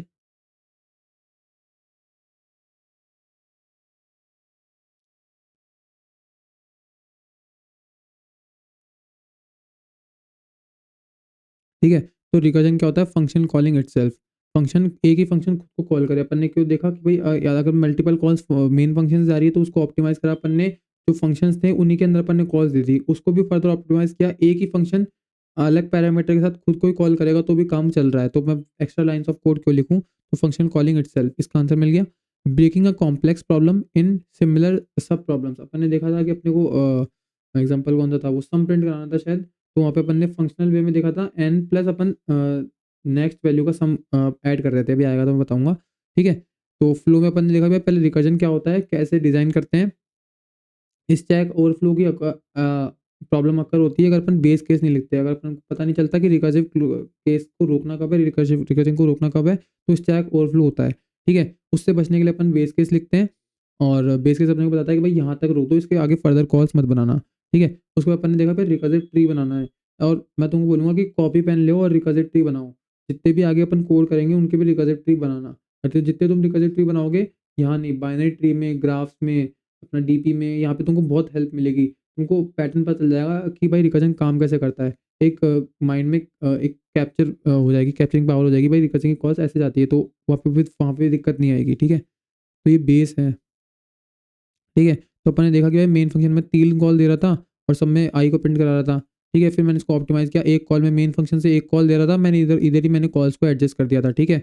ये मैंने तुमको डायग्राम बना के दिखाया था, स्टैक में दिखाया था, ठीक है। तो फिर मैंने यहाँ से लॉजिक के ऑप्टिमाइज़ किया कि भाई मेरा फंक्शन 1 क्या 1 प्रिंट कर रहा है, 2 को क्या चाहिए, फंक्शन 2 क्या चाहिए, 2 प्रिंट करे और 1 भी प्रिंट करे, तो 1 कैसे प्रिंट करेगा, इस वाले फंक्शन से। सिमिलरली एन प्रिंट करे और n minus one, n minus one, n minus two, n minus three से सारी वैल्यू प्रिंट करे। कब तक प्रिंट करे, उसको रोकने के लिए मैंने लॉजिक लिखा, जो कि मेरे को, जिसको मैं बोलता हूँ बेस केस, ठीक है। तो उसके बाद अपन ने यहाँ पे एग्जांपल देखा कि भाई बेस केस कुछ ऐसा ऐसा दिखता है। हमेशा स्टार्टिंग में रिकर्जन फंक्शन चालू हुआ, उसके बाद हमेशा पहला बेस केस ही आएगा। अगर तुम पहले यहाँ पे कॉलिंग लिख दोगे या फिर फंक्शंस कॉल लिख दोगे, तो फंक्शंस कॉल ही होती रहेगी।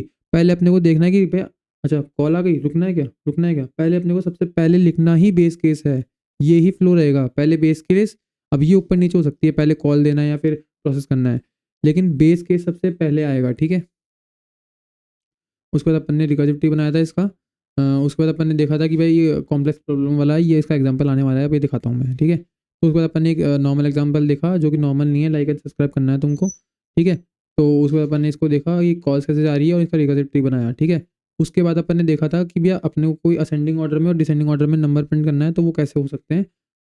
डिसेंडिंग ऑर्डर में बस कुछ नहीं करना, सेम स्टेटमेंट है, बस अगर मैं इसको ऊपर रख दिया तो डिसेंडिंग में काम हो जाएगा, नीचे रख दिया तो असेंडिंग में काम हो जाएगा, ठीक है। फिर अपन ने दोनों के डायग्राम बनाया कि भाई डिसेंडिंग और असेंडिंग में काम कैसे हो रहा है, दोनों के अपन ने अलग अलग डायग्राम बनाए कि भाई ये तो पहले प्रिंट कर रहा था नीचे जाते वक्त, और ये प्रिंट कर रहा था ऊपर आते वक्त, ठीक है। उसके बाद अपन ने देखा सम ऑफ एन नंबर्स, यहाँ पे वो प्रॉब्लम आएगा, breaking breaking down a complex problem into similar sub problems, ठीक है। इसका मतलब क्या है भैया, इसका मतलब समझाओ। मैंने बताया भाई तुम्हारे पास एक काम है, तुमको एक बड़ी लकड़ी दे रखी है 5 सेंटीमीटर की, ठीक है। तुमको उस लकड़ी को तोड़ना है इक्वल पार्ट्स में, एक बड़ी लकड़ी को तुमको इक्वल पार्ट्स में तोड़ना है। तुम क्या करोगे, पहला 1 सेंटीमीटर तोड़ो, ठीक है, 2 फिर 3, ऐसे तुमको ऐसे तोड़ने हैं। 1 सेंटीमीटर, 2 सेंटीमीटर, 3 सेंटीमीटर, ऐसे तुमको तोड़ने हैं।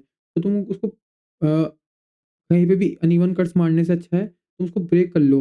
फिर पहला 1 सेंटीमीटर मैं यहाँ से काटूँगा, 2 सेंटीमीटर यहाँ से काटूँगा, 3 सेंटीमीटर यहाँ से काटूँगा, ठीक है। ठीक है? तो तुम ऐसे ब्रेक कर रहे हो खुद की सब प्रॉब्लम को, मतलब बड़ी प्रॉब्लम को। अब बड़ी प्रॉब्लम क्या आती है, मुझे एन नंबर का सम चाहिए, ठीक है? तो भैया एन तो जोड़ेगा ही जुड़ेगा सब में। इसके बाद क्या जुड़ेगा, n-1 जुड़ेगा, n-2 जुड़ेगा, ऐसे करके 1 तक जुड़ेगा। 0 जोड़ सकते हो, इच्छा हो तो जोड़ो वरना मत जोड़ो। और लेकिन नेगेटिव नंबर्स तो बिल्कुल भी जी नहीं जुड़ेंगे। अगर 0 जोड़ रहे हो तो बेस केस क्या होगा, मतलब 0 जुड़ेगा नहीं, मतलब यहीं से रिटर्न हो जाएगा। अगर बेस केस 1 बना रहे हो तो सम में 1 होके रिटर्न हो जाएगा, ठीक है?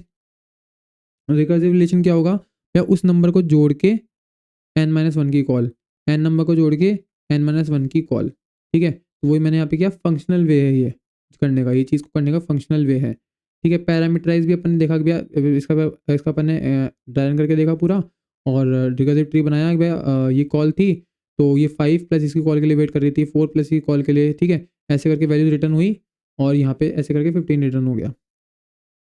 उसके बाद अपन ने पैरामीटराइज़ वे देखी, जहाँ पे अपन एक सम वेरिएबल मेंटेन करते हैं जब भी कॉल जाती है। जैसे 5 की कॉल आई तो सम में 5 ऐड हुआ, फिर कॉल गई n-1 के लिए, 4 के लिए कॉल गई, सम में existing number current number n add हुआ, 4 ऐड हुआ, फिर n-1 के लिए कॉल गई। ऐसे करके जब n इक्वल टू 0 के लिए गया तो सम में अपना नंबर अभी तक अपन स्टोर करते करते आ रहे थे, तो उसी को अपन रिटर्न कर दिए, ठीक है?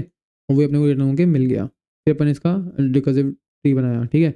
उसके बाद अपन ने देखा किसी अपन एरे को रिवर्स कैसे कर सकते हैं। अपन ने पहले देखा कि 2 वेरिएबल लेके एल और आर ले लिया, जैसे ये इवन एरे है तो एल और आर, जब ये दोनों को स्वैप कर दूंगा तो फिर एल आगे बढ़ जाएगा, आर पीछे हो जाएगा। जब इन दोनों को स्वैप कर दूंगा तो एल आगे बढ़ जाएगा, आर भी आगे बढ़ जाएगा, ठीक है? सॉरी, आर पीछे आ जाएगा। फिर जब आर आगे बढ़ जाए और एल पीछे हो जाए, तब ये दोनों को एक दूसरे को ओवरलैप कर दे, तो इधर रुक जाना है मुझे, मेरे एरेस मेरा पूरा एरे स्वैप हो चुका, रिवर्स हो चुका है।